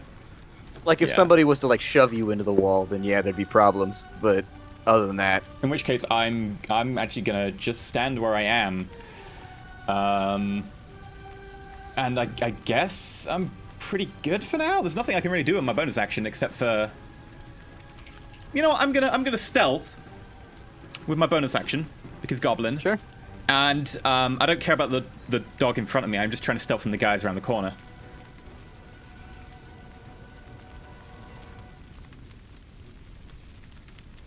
Natural 20. That's a good stealth. That doesn't really stealth, matter, but cool, excellent. I just decided to do it because I had a bonus action. yeah. That takes us to Mormond. What do you want to do? Alright, I'm gonna glance at the knife that's just clattered to the floor in front of me and say that was a rubbish throw, and then I grab one of my hand axes, give it a bit of a jump, and then just chuck it at the guy on the right, because Okay. he's You got won't less have- armor Do and that, stuff. or do you Can you have ping to which spend one? a turn to get it ready? Free That's action the to draw point, a do I? weapon. Free action. Yeah. You'd have to drop your weapon. It's like though. free if it's on... Well, I can hold my... I'll allow Yes, it. Rule of it's- cool. I'll allow it. Yeah, it's two-handed weapon. You can one-hand it. Yeah. Can you and use ping the other which hand one to throw you're- the thing. Yeah, it's fine. I'm GM ruling. Go ahead. Can you ping which one you're attacking? It's the one on the right, I think. This one right here. There we go, pinged it. Okay, thank you. Damn it. Balding guy. That's also going to be at disadvantage because it's a 2060. So, unless you've got a throwing thing that makes you better at it. Ooh. Such a shame that it was Doesn't a matter. disadvantage. Though. Rolled a 9. You throw it back, and you hear a ruffling sound as it hits the bush. And you hear somebody say, "Tough talk!" from behind the bush. I say, fair enough, and then, boom, it's back in my hand. You hear a, oh. From Oh, back. can They you don't- bind like they- 2 weapons with that? Yep. That's Well, pretty obviously cool. I'm going to bind a throwing weapon because that's hilarious. Yeah, you could keep throwing and teleport it right as it impacts over and over and over again. That's the most awesome shit ever. I want you You're to like an intimidate. axe machine gun. I want you to That intimidate is someone by actually throwing true. the hand axe at them and then calling it back just before it hits their face. Well, you know what? Action surge. I'm going to throw it again. Yeah, that's what I like. to do. Yeah! Wow. Come on, moment. Please work, please work, please work. Yes! 17. You got 17. yourself a hit. Go ahead and give me a damage roll. Nice. 6. Oh. 6 damage. This time around, you throw the axe. It hits the bush. The second you hear it, you pull backwards, and it sucks back into your hand magically. It disappears and reappears. You throw it again at the guy who's now sitting behind the bush, like, cackling at you. And the axe catches him right in the chest right here, and you hear, "Whoop!" as he stumbles backwards. By the way, Does that knock him out Say, of how cover? was that one? There's no answer this time around. Chat raises a good point. Is that bush dead yet? It's taken a beating. No, you can't kill the bush. It's a very impossible. sturdy bush. It's one of those bushes that has like the little blue things on it with the spikes. That's like really, really thick. Like if you stick your arm into it, it'd hurt. It's, Like, it's look, a- look. There, It's a there was good there was bush. there was a really good example of this on Reddit. Trees, you know, you can't drive through trees in driving games, right? But bushes, some games you can just drive right through them like not even there. Other games, those bushes will stop you dead on your track. You can't even dent the bush. Your car blows up. You die. That's this bush right here. We can't kill it. All right, you want to do anything, Mormon? All out. What was that? Got anything else you want to do? No, I'm done. Okay. So we're on Big Guy's turn. He's going to step forward. He can move 30 feet, so he's right there now in between you and Adavi.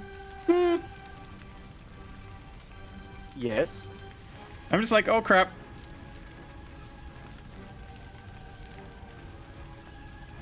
People remeasuring. Like, hold on. I just wanted to check. Yep, it's 30. The bush was strategically placed there for just its range. You laugh, but They planned this well in ahead. They planted it. No, like legit. I'm Like when tired. I design maps, I know I do that.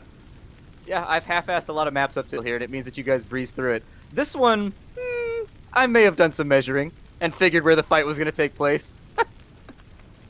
I actually thought more people were going to go out the window. I didn't expect, like, nobody to go out the window.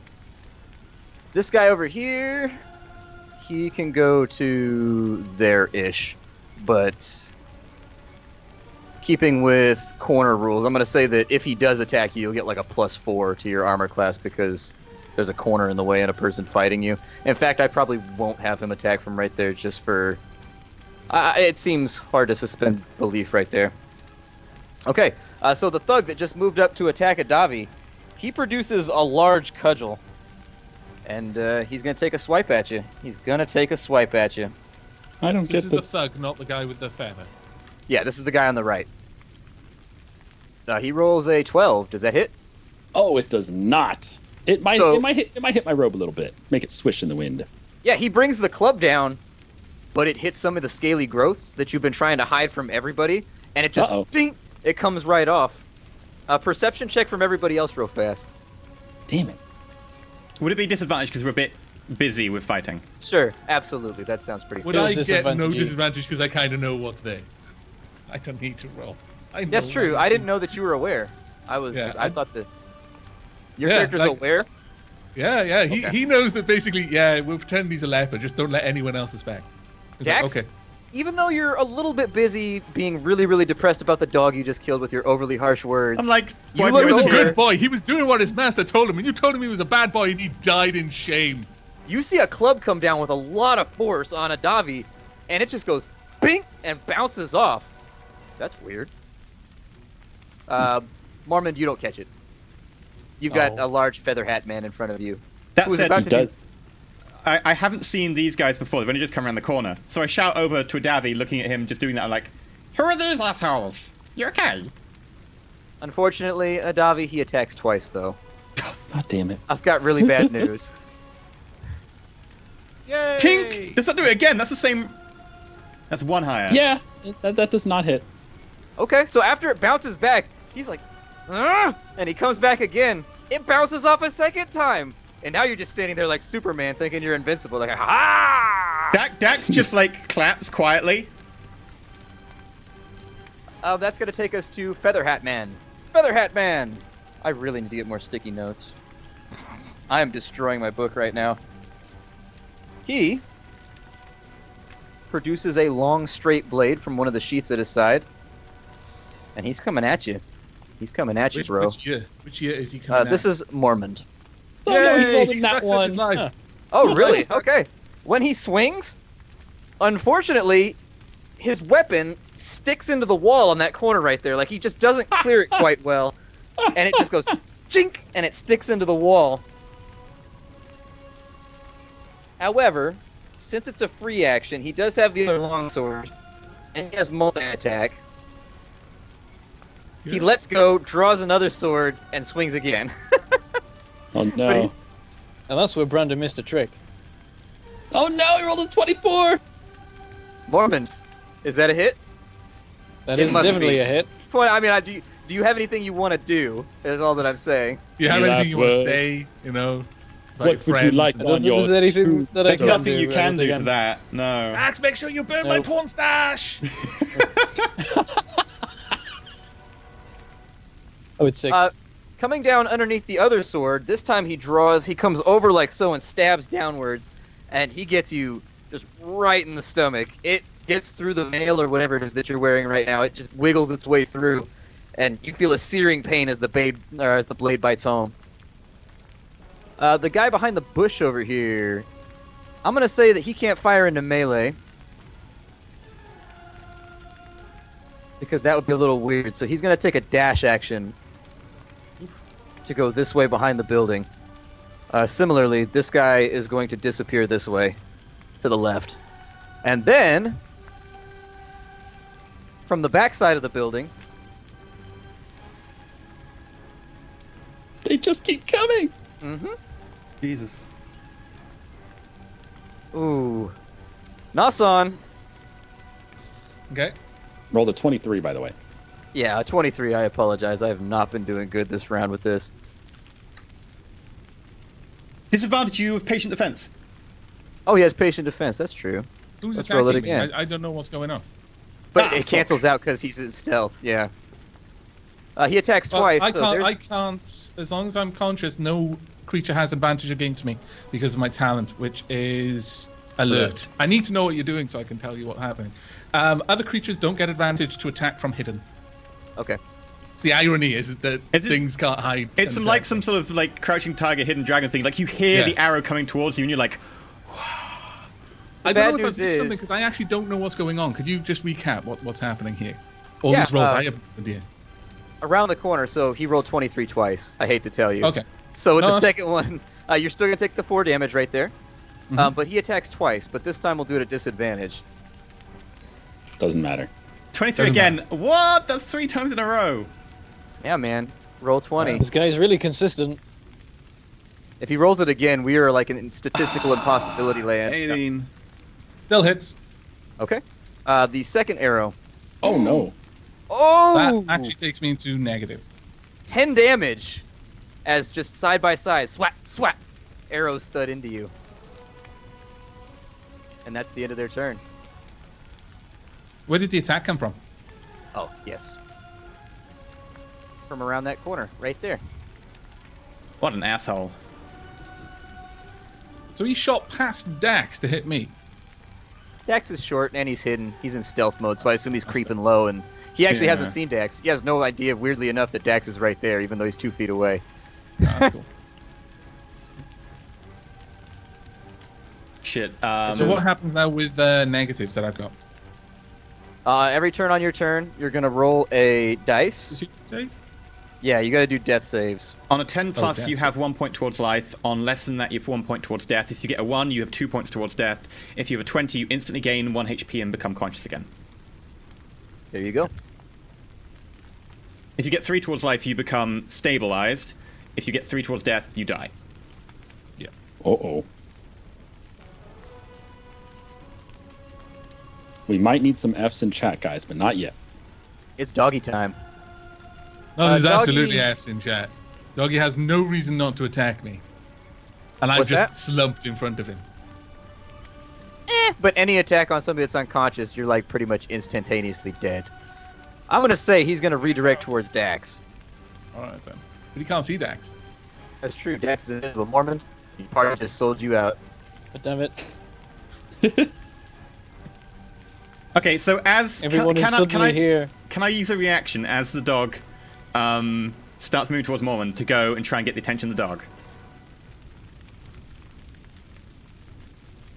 No, it's not your turn. Okay. He rolls a 20 on Mormon, actually, so I'm not even gonna bother with the extra advantage, whatever. Mormon, you take 4 damage. The dog, seeing Right. that his actual master is under attack, has redirected, having seen now that his dude has joined combat, and he wants to be by his side, rushes over and slams into the back of your leg with his fangs right behind your knee, and pulls out a big chunk of flesh. You lose 4 HP. Chat's asking about attacks against downed combatants, by the way. If they're within 5 feet, they get advantage. If they hit you with advantage, it's an auto crit. If you hit with a crit while you're downed, it's 2 to death straight away. Otherwise, Luckily, if we they're have further away, a- it's 1 because it's not crit. Luckily, we have a nice plausible narrative thing where his master is actually joined into melee combat, and so it moves smoothly. That takes us to a Davy. What do you want to do? So talk to me about disengaging. Disengaging uses my main action, It does. so I wouldn't be able to attack by disengaged. Okay. Mhm. Then I am not going to disengage, but I am going to move to the other side of the tree. So I'm still engaged in melee with this idiot. You'd be moving away from the feathered top hat guy. I think his name's feathered top hat guy, right? Because he's diagonally That's adjacent true. to you. Yeah, Oh, the okay. overlap. Well, then I'll just cast. I can cast in melee, right? Yes. Okay, I'm just going If to it's cast an then. attack roll, you would be disadvantaged because it's a ranged attack roll, unless it's a melee attack spell.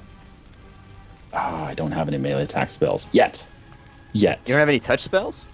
Not yet. Hold person, because it's not not an attack roll, is fine. It's just attack roll spells that are versus AC. Because the cat has ranged attacks. Hold person would also mean that Bentham would get advantage and auto crits against paralyzed targets. Yeah, but I'm out of hold person. Ah, shit. What about a spell card spell? Like a poison spray spell. Does it do an attack roll? No. The creature must succeed on a DC save. Yeah, go for it. Okay. Let's move it. Yeah, let's move it forward. I'll allow it. All right, so I'm attacking Baldy here. Okay. And he has to roll against my 13, but I rolled really low. Or he takes 3 damage. Okay.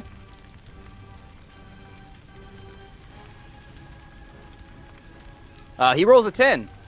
As you reach up, actually, that's a kill blow. Go for Are you it. serious? Uh-huh. Wow. I'm Okay. changing up my strategy for encounter design. I'm moving things around and making things work differently. Okay. I cradle this guy's jaw in my face, Mr. Baldy, who tried to smack me twice with his cudgel. And I smile at him as I blow a terrible thing right into his face, right through his eyes and into his nostrils. And his head just sort of withers in my hand until he crumples on the floor. Yay! Lovely. It's very Mortal Kombat of you.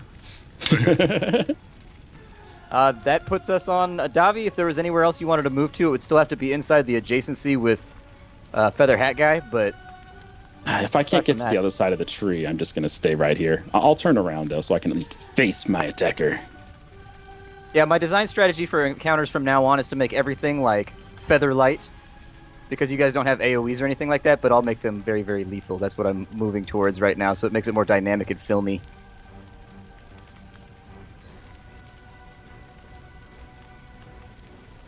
That puts us on Nasan's turn. Give us a d20 to see what happens with your unconscious self, sir. Okay. By the way, you know that bush? Does that offer no cover? The one that you're in between? Yeah. It would have given you a +2. That would have brought it down to 16 on the second attack, which is below my AC. Let's see. The second attack was a 14 plus 23. 4 for 18. And your armor class is 17? 17, yeah. Okay.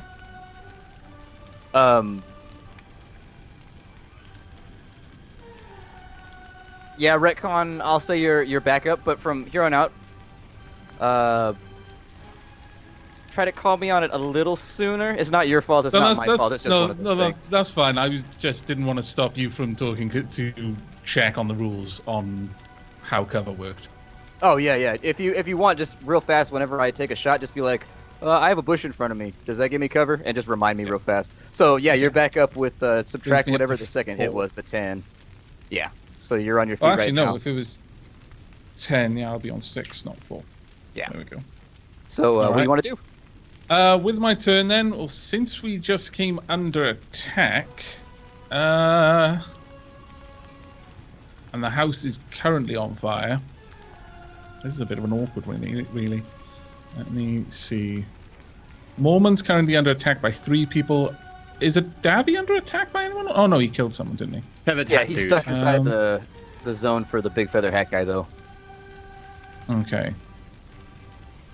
Well... Oh, I definitely wanted to, during my turn, sorry, I definitely wanted to shout out that I saw the 2 archers from far away went around the left side of the house. So hopefully everyone heard that. Okay.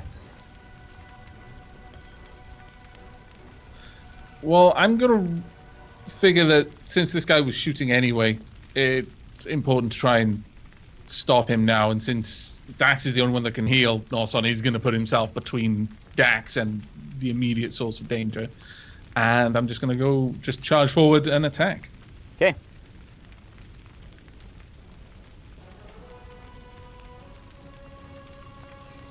That's a hit. That one was a 19.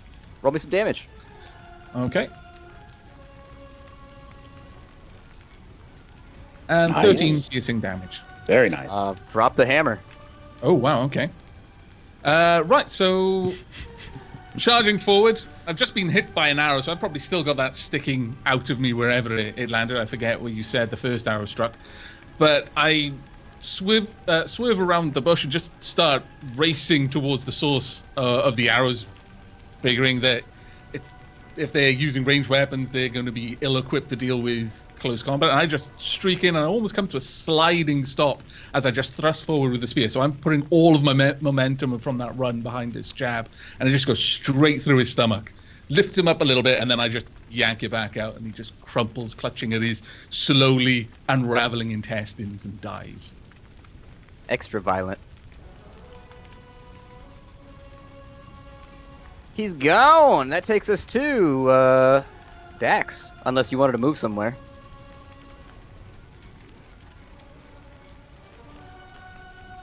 I mean, you can move and you can still use your bonus attack, right? I think it has to be declared at the same time, because it says when you have an attack action, but I can check the specific When you've wording made on an it. attack, yeah. I don't know if it says if you've made an attack that turn, or when you declare an attack, because that I think would be the distinction.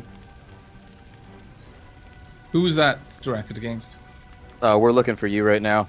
Oh, right. So, when you use the attack action, you can make one-arm strike.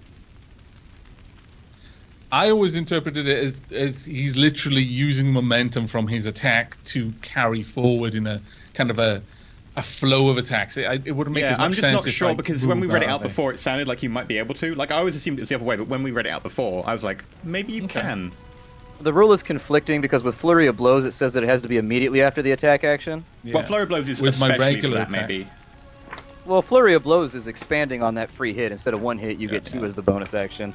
I would say it makes a lot more sense. Like maybe in the sort of narrative, if it was only one tile away, I could say, yeah, I'm using the momentum to leap forward off a corpse or something, but not actually. And now I'm going to move the rest of my move and then punch someone. The way I've always seen this sort of unarmed attack, it's more of a the momentum spilling through. Like you punch them and then you follow up with the elbow as well, rather than I stab someone. Then I walk over to someone else and then I punch them, sort of thing. Yeah. Well, we'll treat it as you have to be immediately after the attack action as like a part of your motion and momentum.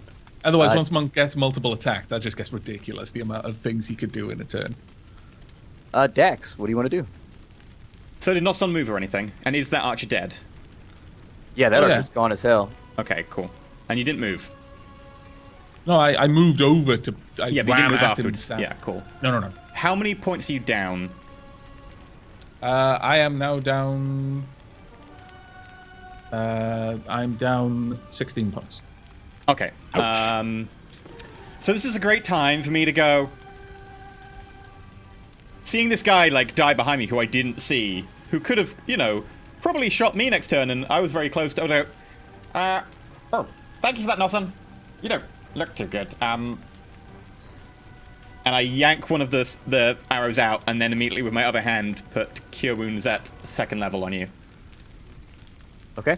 Like, I really don't look good. Like, I've got my feet planted in a combat stance, but my shoulders are sagging. I'm kind of favoring one side. That is 19 points of healing. Okay. Wow. You feel amazing. It's the best. Nothing's gonna ever keep you down. I can't sing. That was good. And with that, am I still stealthed? Or I become unstealthed when I cast a spell. Yep. I am going to move over to a bush. 1, 2, 3, 4. Yeah, I move here, and then I'm going to stealth with my bonus action because goblin. Stealth won't work from there. You're actually like just a few feet away from a melee, and the bush isn't like it's kind of porous. You know what I mean? Like you're stealthing in like straight line of sight of like other people. But the ones up here who are behind the bushes, like here and stuff, were stealthed earlier. Yeah, because nobody ever made a perception roll when we were in combat. They were stealth before we were And in they position to see them. They were in that Okay. position and did Can fire on you. Can for I turns stealth sensitive, behind so- a further bush, like here or something, or can I just not stealth behind bushes? I mean, I would just say that you're in direct line of sight, and so every single turn ending with a I stealth becomes kind of an exploitation of the rules. Okay, can I move to here? Can I see anyone, like, behind the building now? No, you don't see anything over here. let me go ahead and I'll reveal right there. There you go. There's a bush. In which case, I am going to squat on top of his corpse and hide. Okay. I'm glad that's what you said. I'm gonna pop a squat Drop a on top of deuce. his core. Like, wow. I thought he was gonna go for some teabagging. No, that's I not tend his job. stealth. I didn't kill him. I like that you've got a sense of honor. No. The honor is all yours, Lawson. No, son, Now- your balls. I would like to please. hold 5 Right feet of here. move so that if Nossa wants to move on top of this corpse and squat on it and teabag. Spam C. Why are we here? Spam C on that Ma. Oh. Mormon. Yep, Right, Mormon. That guy that's round the corner, can he not reach me where he is because of the wall? Yeah, I was gonna rule it as neither of you can strike each other. He was just Okay. kind of there because he would have hit you on the previous turn if he could, so it would go for you too. Just checking. Right. So I've just been like stabbed from the front and then bitten from behind, and for a moment he Mormon looks like he's in a bit of trouble. He sort of loses balance for a second, steadies himself on a wall, and then he uses a bonus action to second wind, and Okay. he's going to get Nice. 1d10 plus his fighter level health back. Very nice. Sweet. So this plus 3. Nice! Oh, okay, Oh! then he gets 13, but that's annoying because I was only down 12. Now wasted one. I thought you Oh, were like, first of all, I was problem. only down 4. I'm like, you Never a got waste. crazy mileage out of that. That's the thing, though. If you always go down one less than the maximum, then you'll get the maximum just so the dice control you. But then you get all your health back. It's great. Have you considered Anyway. getting your axe back from the corpse? Well, that would also take a bonus action, All right. and also that would mean I wouldn't have a hand free to stab with the sword, and that's now the thing I need to do. So I suddenly recover myself and take a swing at the guy with the feathered hat. Okay. Give me an attack roll. 7. A 7. You try to bring your sword down, but his sword, which is stuck in the wall, it goes whiting and it blocks it, and it sends his sword rocketing off to the side like end over end. But it's just enough to deflect it out of the way of actually hitting him. He flashes you a rotten tooth grin. I see Mormon rolling his back. That puts Guy- us on big guy's turn. This guy needs a dentist. Yeah, he does. That's why he's so angry. He's gonna step to here. This guy's gonna step to here. Okay. So Doggy's up first. All these attacks on Mormon are gonna have an advantage, so I'm Wait, sorry. look, Doggy rolled 15. He's up last. Doggy's on 15, that's correct. Does the feathered hat True. do to advantage on Mormon? Because we were doing exactly opposites. No. Feathered Hat doesn't, Okay, but cool. Thug Guy does. So he's going to go ahead and take Are a we all swipe. ignoring a Davy? Like, oh, we No. can't hurt him anyway. No, absolutely not. Feather Hat Guy's gonna get some with a Davy. Aw. But a Wow. Davy doesn't Wow, wow. like men. Especially men with bad teeth. That's a no-no. We would notice that on the first date. A Davy's not that unobservant. Oh, don't count that one. That was an act. Roll 20! Oh, never mind. I had the right bonus on it. Had the +4. Yikes. Oh no! It was nice knowing you, Mormon. At least you Mormon. healed. I'm so sorry. He's not sorry. I kind of am. Oh lord. 10 damage. 10 damage. He steps around the corner as with almost military efficiency. Feathered Hat Guy steps to the side. He steps in. You're sitting there with your sword down on the ground. He just brings down and clunks you on the top of the head with the mace for 10 damage. Your It helmet. gets Do you have a slightly helmet shorter. on? Yeah, do you have a helmet on? Yes, like, Your character art doesn't have a helmet, by the way. Yeah, I don't think I have a helmet, so So it really, really, really fucking hurts. I like that. Oh, And the bad news is he has multi-attack, so Oh! here we go again. Shield! at Nice least it was team. No! yeah. Moment! oh Moment! god. You have something for this. Do I what inspiration or something? No, Shield. you've got spells. Like the only thing I have left. Spells. Spells. Oh, right, yeah. I'm an I Eldritch forgot about Knight. that thing that I have. I'm This gonna is do that exactly thing. what it's Where's for. the- That thing. No, Tell I us about cast that shield. thing. You cast shield. I Very forgot I was nice. magic for a second. So you Right. gotta take a bonus action though. No, reaction. No, it's a reaction. It's a reaction. But- That's why it's so right, good. yeah. Nice. And it's plus Till your 5. next The turn, you have 5 AC. entire So as he brings the second weapon to bear against you and slams it downwards, you're like, no, I've had enough of this. The first blow hits your forehead, he reels up again, and right before it impacts, it sticks on an invisible thing of force, a wall of force that shimmers in front of you, and it bounces back with sparks flying everywhere off of the end of the weapon. Which takes how us much to is I that don't AC actually with expect that? this to work because I've never like cast this in combat before. I'm like and then it just boom, and like for a moment I'm just like ooh. It's Oh, more what's of a your- reaction than anything. So what's your AC normally? It is normally 16. So it bumps So up to that's 21. So yeah, perfect. Very nice. Without bonuses, it's not possible to hurt you. Natural 20 always does, but Oh, does yeah. it? Oh. All right, Feather Hat Guy turns, and seeing his bodyguard's face get melted off by Adavi, takes his blade and whips it around as he steps forward. That's a 19, my friend. Oh yeah, that's a hit. Okay. So we're going to take this to a... I believe there it is. He whips out with the blade, and he just catches you, but you step back, and so it just grazes and catches you across the shoulders. You try to step out of the way. A little bit of blood runs down, but it's not real deep. It's only like a ½ inch deep and an inch or two long. You got out of that one a lot Oh. better than... Oh it could damn! have He gone. just cut open my food storage pocket, and the front of my robe just spills out all this food that I've been packaging away for our trip. Oh, it's just not cool. What's your AC? 16. So that's a hit. Ooh. All right. Using the momentum of the first blow as it comes around that way, he comes back and stabs you, and you feel the blade pretty much go clean through you, maybe impacting with the tree behind you. And you, as he jerks it back out, blood spatters. More candies and foods for like he's basically an Adavi shit pinata. He's a pinata, yeah. Oh, This guy must be. What the hell are you? Meanwhile, so much candy. Dax on this side, you see this guy sneak over to here. Oh crap! I thought this was He gonna makes happen. a perception check. And looks around. Oh, He spots you. hi. Oh, dear. He shouts, "There, by the wall!" This guy steps over to here. Whoa! What the fuck? How? Shit! The Well, There two was of them two. went behind the building. Yeah, there was one up by the tree, and one over here, and they both moved behind. oh man, we It's are okay. so fucked. You're holding that hostess cupcake in the way. They can't hit you. They're enticed by its I have, still deliciousness. got I Nos have on. 2 spell slots left. So he's already used his action. He can't do anything else right now because that perception ate it up. This gentleman, however, is able to fire off.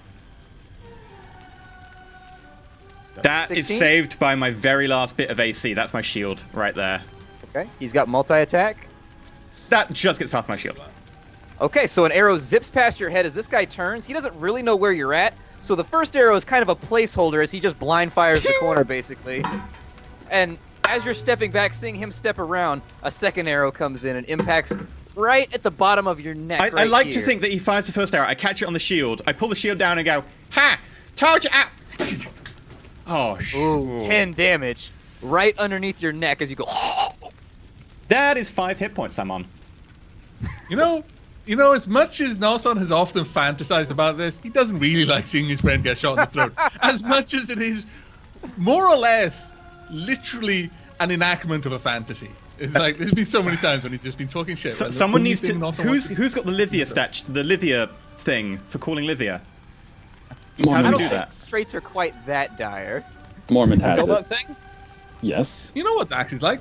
The moment he's losing any health, it's like Someone attacked me! The sky is I've got falling. 5 HP. Mormon's on single digit HP. Adavi's what, like 10? I'm not that bad. Yeah, Really? he's I've been taking healed a rounds. million times. I'm still Yeah. doing okay-ish. That puts us on to Adavi's turn, although Doggy has a turn. Doggy, what are you going to do to Mormon's bum bum? Oh, that question. the He's thing. gonna. Wait, Bounce wait. off the shield. Wait, yeah, the shield. The dog gets 2 attacks. Advantage Yeah, because it's it's advantage. flanking. However, The shield holds. As you hear the dog coming up behind you, you don't really know how you do it, but you go, ah! And you whip the shield around to the other side, and the dog bounces off, snarling with bits of its spit hitting the shield and sizzling off into steam. Davi, what do you want to do? First, I'm gonna shout some curse words in Neon Ma. I assume no son will hear this. No one else probably knows. But then I'm going to cast Ray of Sickness at these two motherfuckers standing right in front of me. I'm going to use Twin Spell for my last sorcery point. And hopefully this hits. Please Very hit. nice. Ray of Sickness. Oh, so close to 20. 19. Doesn't matter. That is a hit on both targets. Do I have to you're in resist melee anything, with or do them. you just get This hit? is a ranged spell. Oh, that's true. I have to roll disadvantage then? Yes. Okay. I hate to be that guy, but No, it's fine. Please. Just let me know. You still have your inspiration left in case this goes wrong? 15. you've got the inspiration. Yeah. Inspiration. I've got Moment's right. inspiration, yeah. I might as well roll that.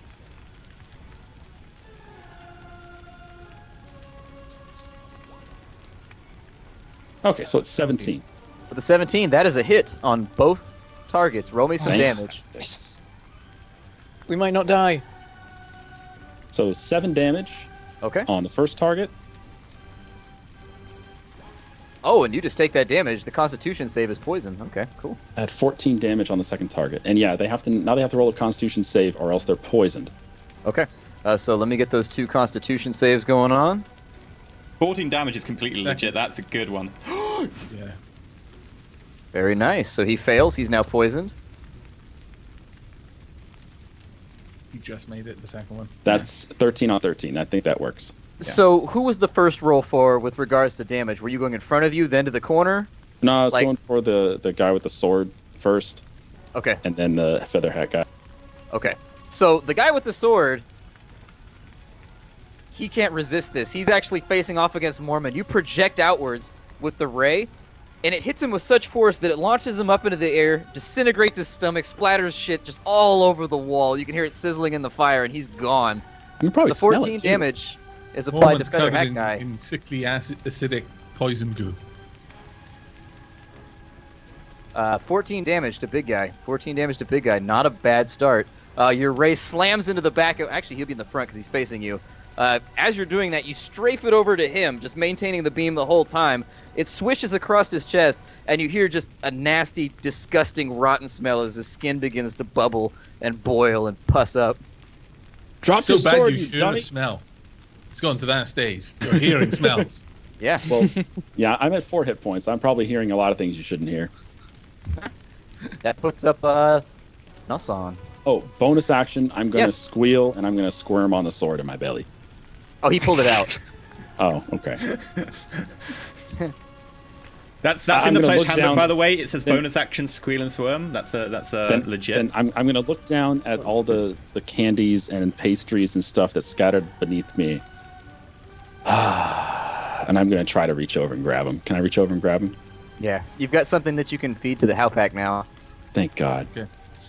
Right, so give me a rough idea. Like when you said Adavi was cursing, Adavi often curses in Myanmar, but I need to know the kind of color and nature of the curses he was spluttering out. Are these like, I am in desperate danger, or I'm so angry with you? We're on the spectrum. Is that It was something along the lines of, "You cross-eyed bitch-ass son of a whore, you spilled my okay? candies." That's fine. That's fine. The Nonson is not going to disengage from the fight he's in order to go save you. Sure. You can go through Can I my move square. through? You can yeah, go through friendly people, yes. So that's 5, 30. That's not good. If I can ping something, if I'm here, will I get cover from the one who's shooting from his current position? Yes. Like with the tree? Yeah. Plus okay. 2. I would give you light cover. Okay, no, that's fine. Then I am simply going to charge forward at one of the people who's currently shooting into our group and immediately engage. So Get him! Right, so starting with a spear attack. Oh, bad. 9. That's a 9, yeah. Yeah. Okay. Inspiration. I already used my I inspiration. thought you didn't used I? it, yeah. Yeah, I've already used inspiration. I think But I can follow up with an unarmed attack anyway. Sure, go ahead. I think Mormont hasn't used inspiration yet. That was an 18 on the Yeah, I unarmed. still have mine.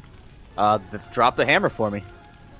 So as I run up and I go for the stab, he more or less sees it coming, just ducks to the side, and the shaft of the spear just grazes and kind of grinds against the tree, and I just follow through it. I follow through with the move, and I turn away from him so that when I come around from the turn, I'm facing him, and I just headbutt him straight in the face.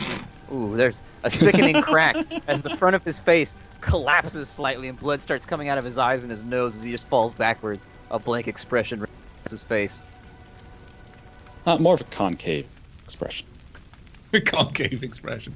I am defeated. All right, that takes us. Did you want to move any further, or are you just going to stay where you're at?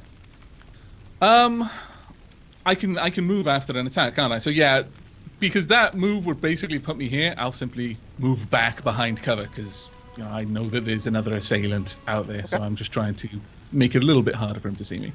Sure. I like how all of us have like a bunch of bodies strewn around us. It's just, this just happens.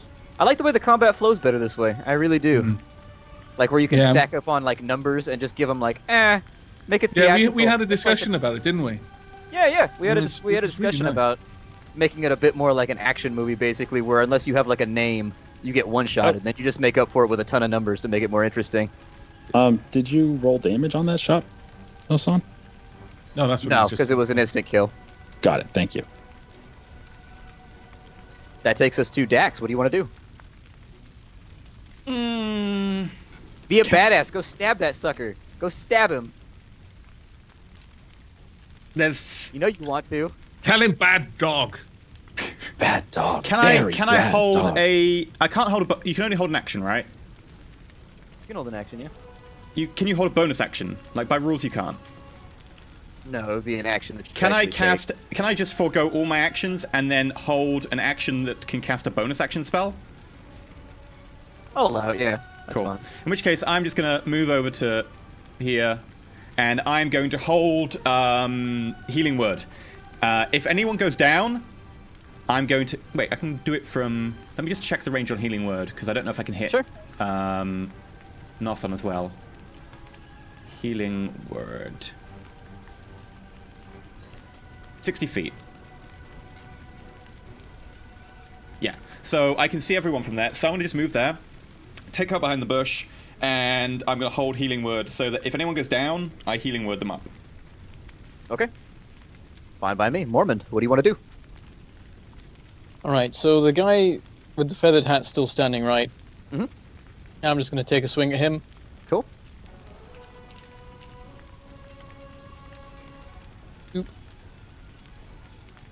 16. 16. I Inspiration? gotta look. Inspiration? Inspiration? No. Should I use- yeah. Hold on. Let me look first. You gotta hit. Don't use your inspiration. Okay. Oh, I was thinking, we've got a like, kind GM. I guess, do by- you... Yeah, by rules, you're not meant to tell us. We have to decide whether or not. Well, I mean, we're coming up on time for the show, Yeah. you know? Like, I just don't want to slow us any further. Give me some damage. always forget what the damage button is. It's weird that it's on Yeah, the there it thing. is. 11. You drop 11 damage on this guy. Having seen him now just run Adavi through and pull the sword out, you turn and just lash out with your sword, and you catch him right across the side of the face, and he goes, ah! As you hear a tink as it goes through bone and skin on the side of his head. He's got a large gash on the side of his face now. He's still up, though. He's still up, but he staggers a little bit. Damn, son. That brings us to Big Guy's Nope. turn. No bonus action? Bonus action? Oh, I'm Teleport running your out of axe things back? I can do with the bonus action. Well, if I do that, then I can't use the sword anymore. You can teleport It's it back and then two-handed. drop it. I don't know. You can do all I kinds guess. of things. See what you need to Yeah, do. right, then I'll just pop, and then I'm holding this axe covered in blood from wherever it was. Yeah, when you have multiple attacks, what you should do is you should swing the sword, and after it passes through him, let go, teleport your axe into your hand, hit him, and then before it hits the ground on the next turn, teleport the sword back in, and just keep... There's so many cinematic, like, John Woo opportunities for this ability. Yeah, like stick the sword in, stick him to the tree with the sword, and then go for that neck, and then teleport the sword into your hand just as it's about to hit his neck. Yeah, you could do all kinds of crazy shit with that. It's cool. That takes us to Big Guy. Having just got hit from right there, he's kind of mad, and he just lashes outwards at you, across and back from Adavi, starting to realize that he's actually pretty surrounded right now. He's in a rough way.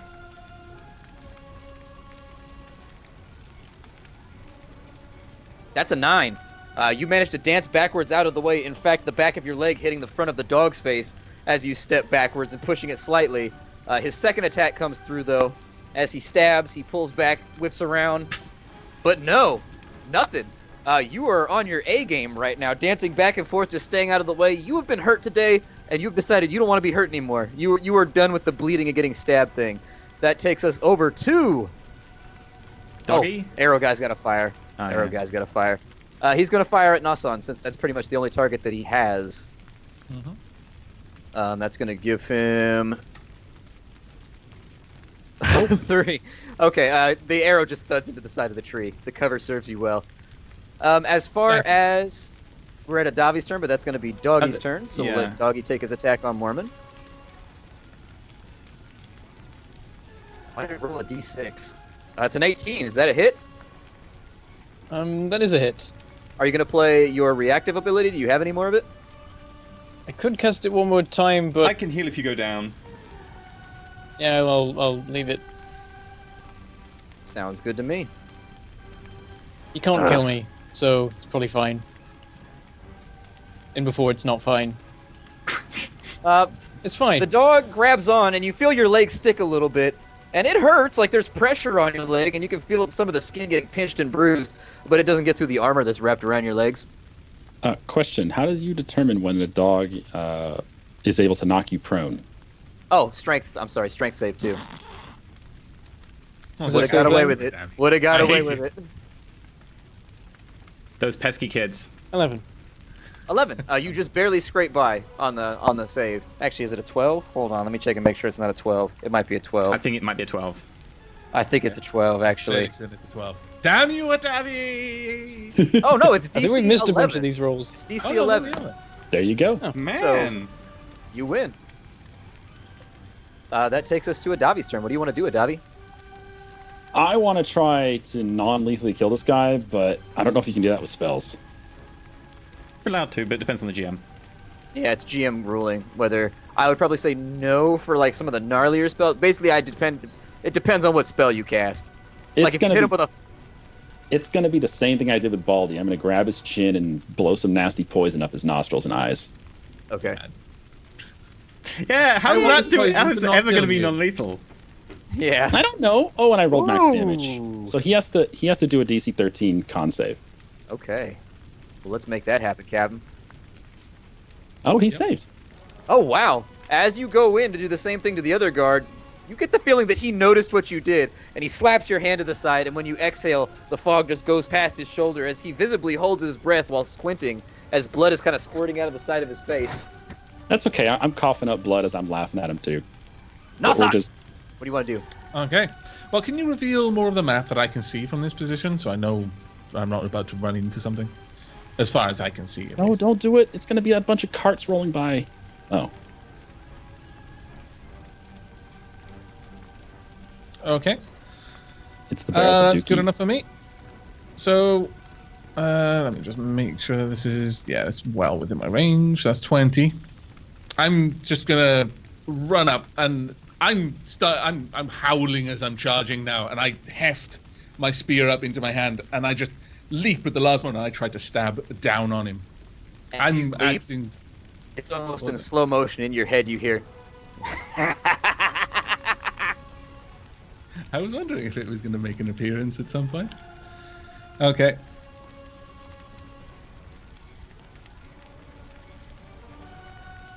That's a 20. Very nice. Drop the This hammer. is one-handed because clearly, I'm not two-handing this. I'm just trying to stab him with one hit. Drop the hammer for me. Oh, right. Okay. Well, with that, I have time as I'm coming down, and he's looking up, doesn't even raise his arms, and I just sink it right in the little crook between his collarbone, and I just drive it down. And as my body's coming down, I grab the shaft with the other hand. I just pull it all the way down, and it literally just emerges from somewhere between his legs with just this spluttering squelch, and just as I yank it back up, it's almost like he's vomiting the spear up. You know, his mouth is agape, and just entrails fall between his legs, and he just collapses. Perception check for me, please. Okay.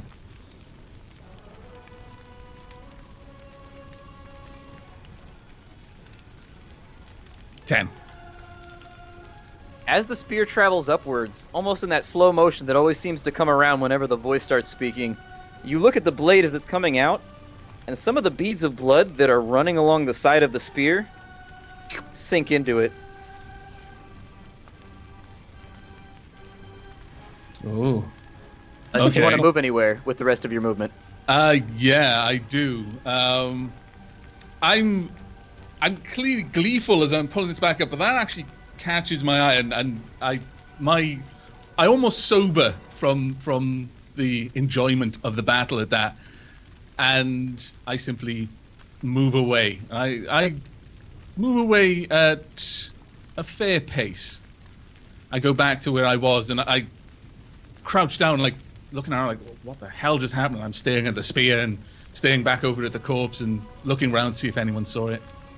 As you do that, the house collapsed further, and with that perception check, you know, because you were on that side of the house, Okay. it collapses a second time. The floor collapses, and you note that there was a cellar. Okay. Dax, what do you want to do? That's the...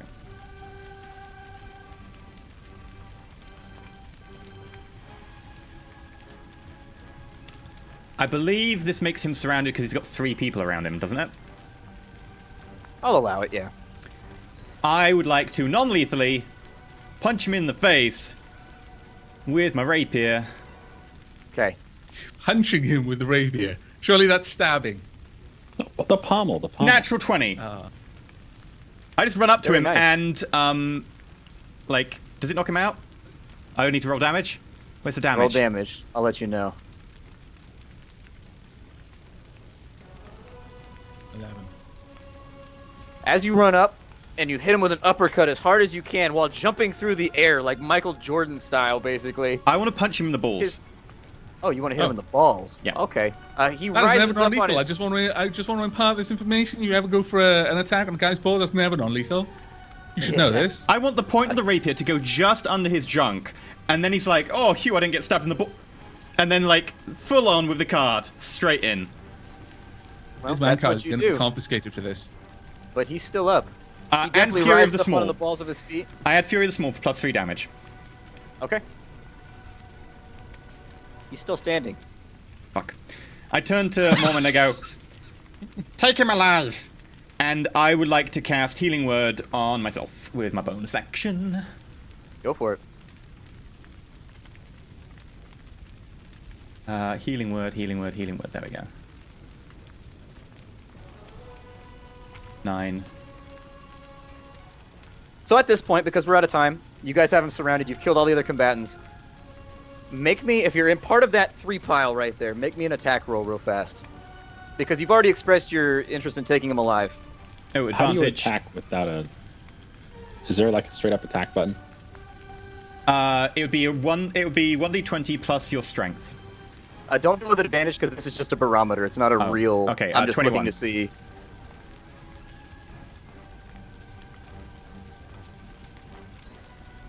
Actually, that should be like 2 less because it's a weapon with proficiency. I guess if it's just like 18. a standard attack that doesn't use the Wow. weapon. You guys did really, really well. Okay. Rolled amazingly. I mean, in all fairness, right. Mormon was next, so he'd have been the guy to do it. I see this as like in Persona, when like you manage to weaken all the enemies and like, yeah, let's just jump in, and they're just all piling and just smoke going everywhere. They're just beating the living crap So out of as he whoever. rises up onto the balls of his feet when you hit him in the nuts, Mormon grabs his head and pulls backwards from behind. Davi, you charged in and grabbed the middle side, getting blood everywhere because, let's be honest, you've been messed up kind of today. You've had a rough afternoon. And I then dropped Dax, some you grab him candy by the again. legs, and you've got him subdued as he curses and swears and tries to fight you off. But he just doesn't have the strength to do so. He's been deprived of too much blood. The fight has been too long and too hard. And that brings us to the end of our episode. As the building collapses down, the cellar becomes apparent to Nasan because he was on that side of the building.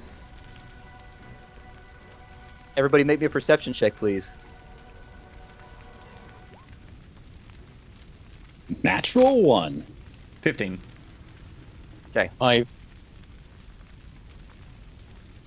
Is that everybody? Do you want me to make one as well? Yes, please. Yep.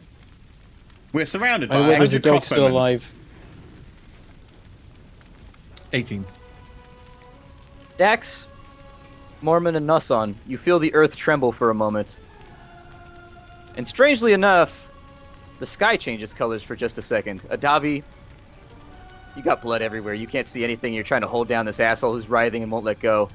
Right as you conk him on the head,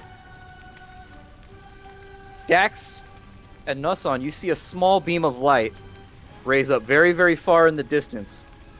Maybe inside of the croftwood, maybe on the other side. You're not quite sure.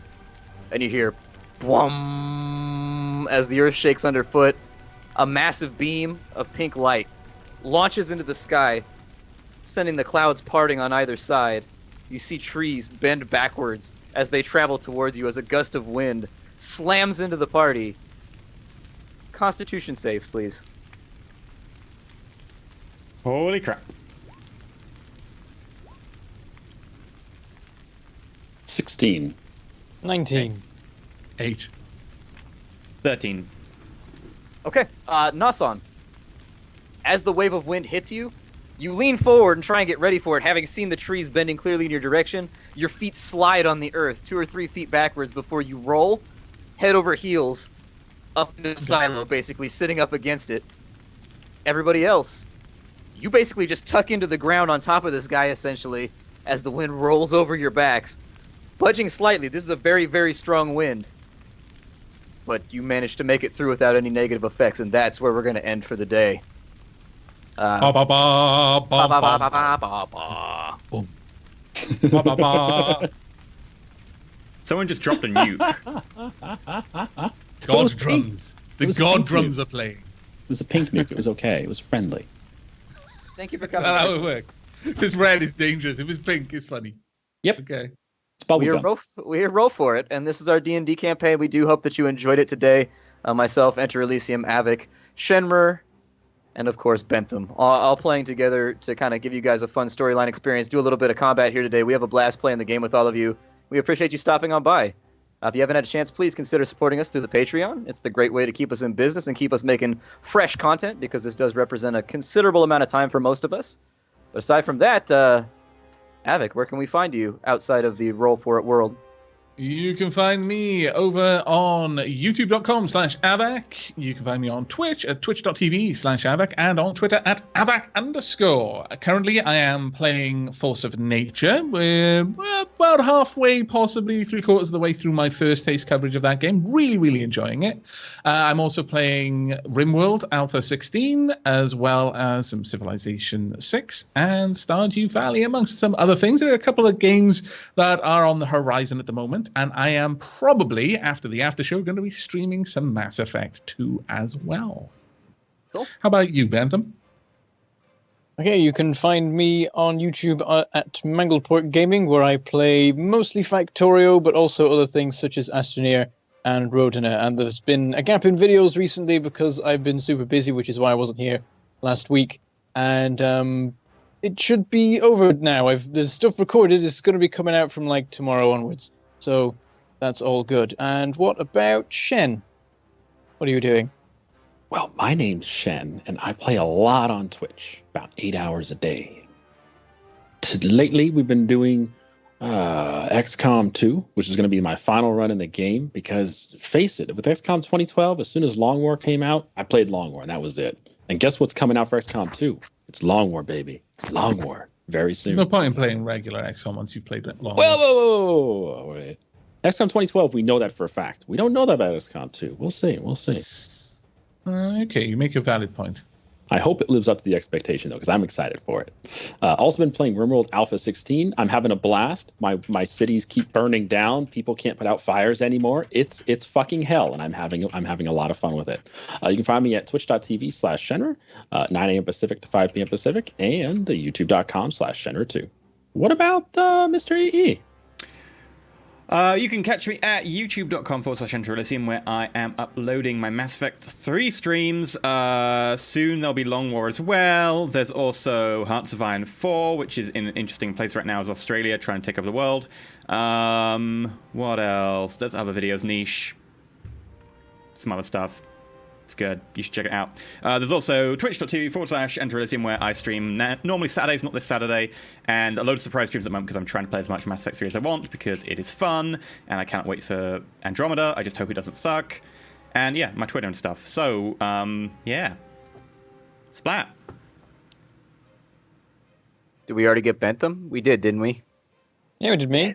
All right, we did Bentham. That's fine. didn't you That's hear what we did on Rhoda? stream today. We did Bentham. Were you Dang. listening? Do you ignore Bentham? Does he just He get drowned does. out as background No, noise to it's you? not my fault. That's hard. He was busy I mean, getting he his was, Kermit like- the Frog suit ready for later.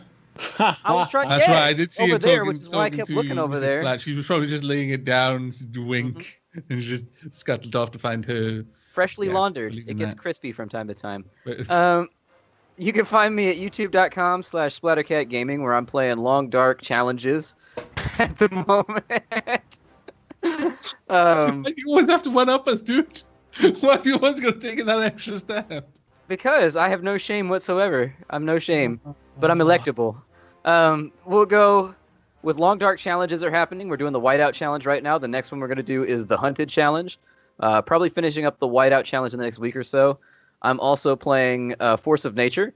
It's getting a little grindy on the second half, so I think I'm probably not going to finish it just because grinding out all the hundreds of gold coins and everything is just not attractive to me. I just, you know. Maybe if the combat was a little bit more interesting, they could keep me hooked, but I've had quite a few people give me warning that, yeah, the later levels are just massive grinds. But I'm enjoying it at the moment, and I'll go for another couple of episodes. Yeah. Is my thing. Caves of Cud, still playing that, still enjoying Caves of Cud, still one of my longtime favorites. Don't know why my sound doesn't work, but everybody else's seems to. That's pretty much all we're holding down right now. Occasionally I'm updating Sunless Sea as a Mariner just because we're on like episode 70 or 80. So like every week I'm trying to put up like 1 or 2 episodes. But you know, it's a long game, so it's hard to update it like every single day after you've been playing for a couple of months straight. So that's what I'm up to. Thank you for stopping in, everybody. This has been Roll For It. We're gonna go make a bonus VOD right now, so we'll see you all later. We'll be back on Sunday for some Dark Heresy, which is coming to a head right now. And I'll see you next week for a little bit more sweet DnD. Bye, everybody. Roll safe. Hi. Let us know what you thought about the more streamlined combat, by the way. Go on the Reddit. That's true. Give That's us a good call. feedback. And also, go check out our Feedback is Patreon because it's awesome.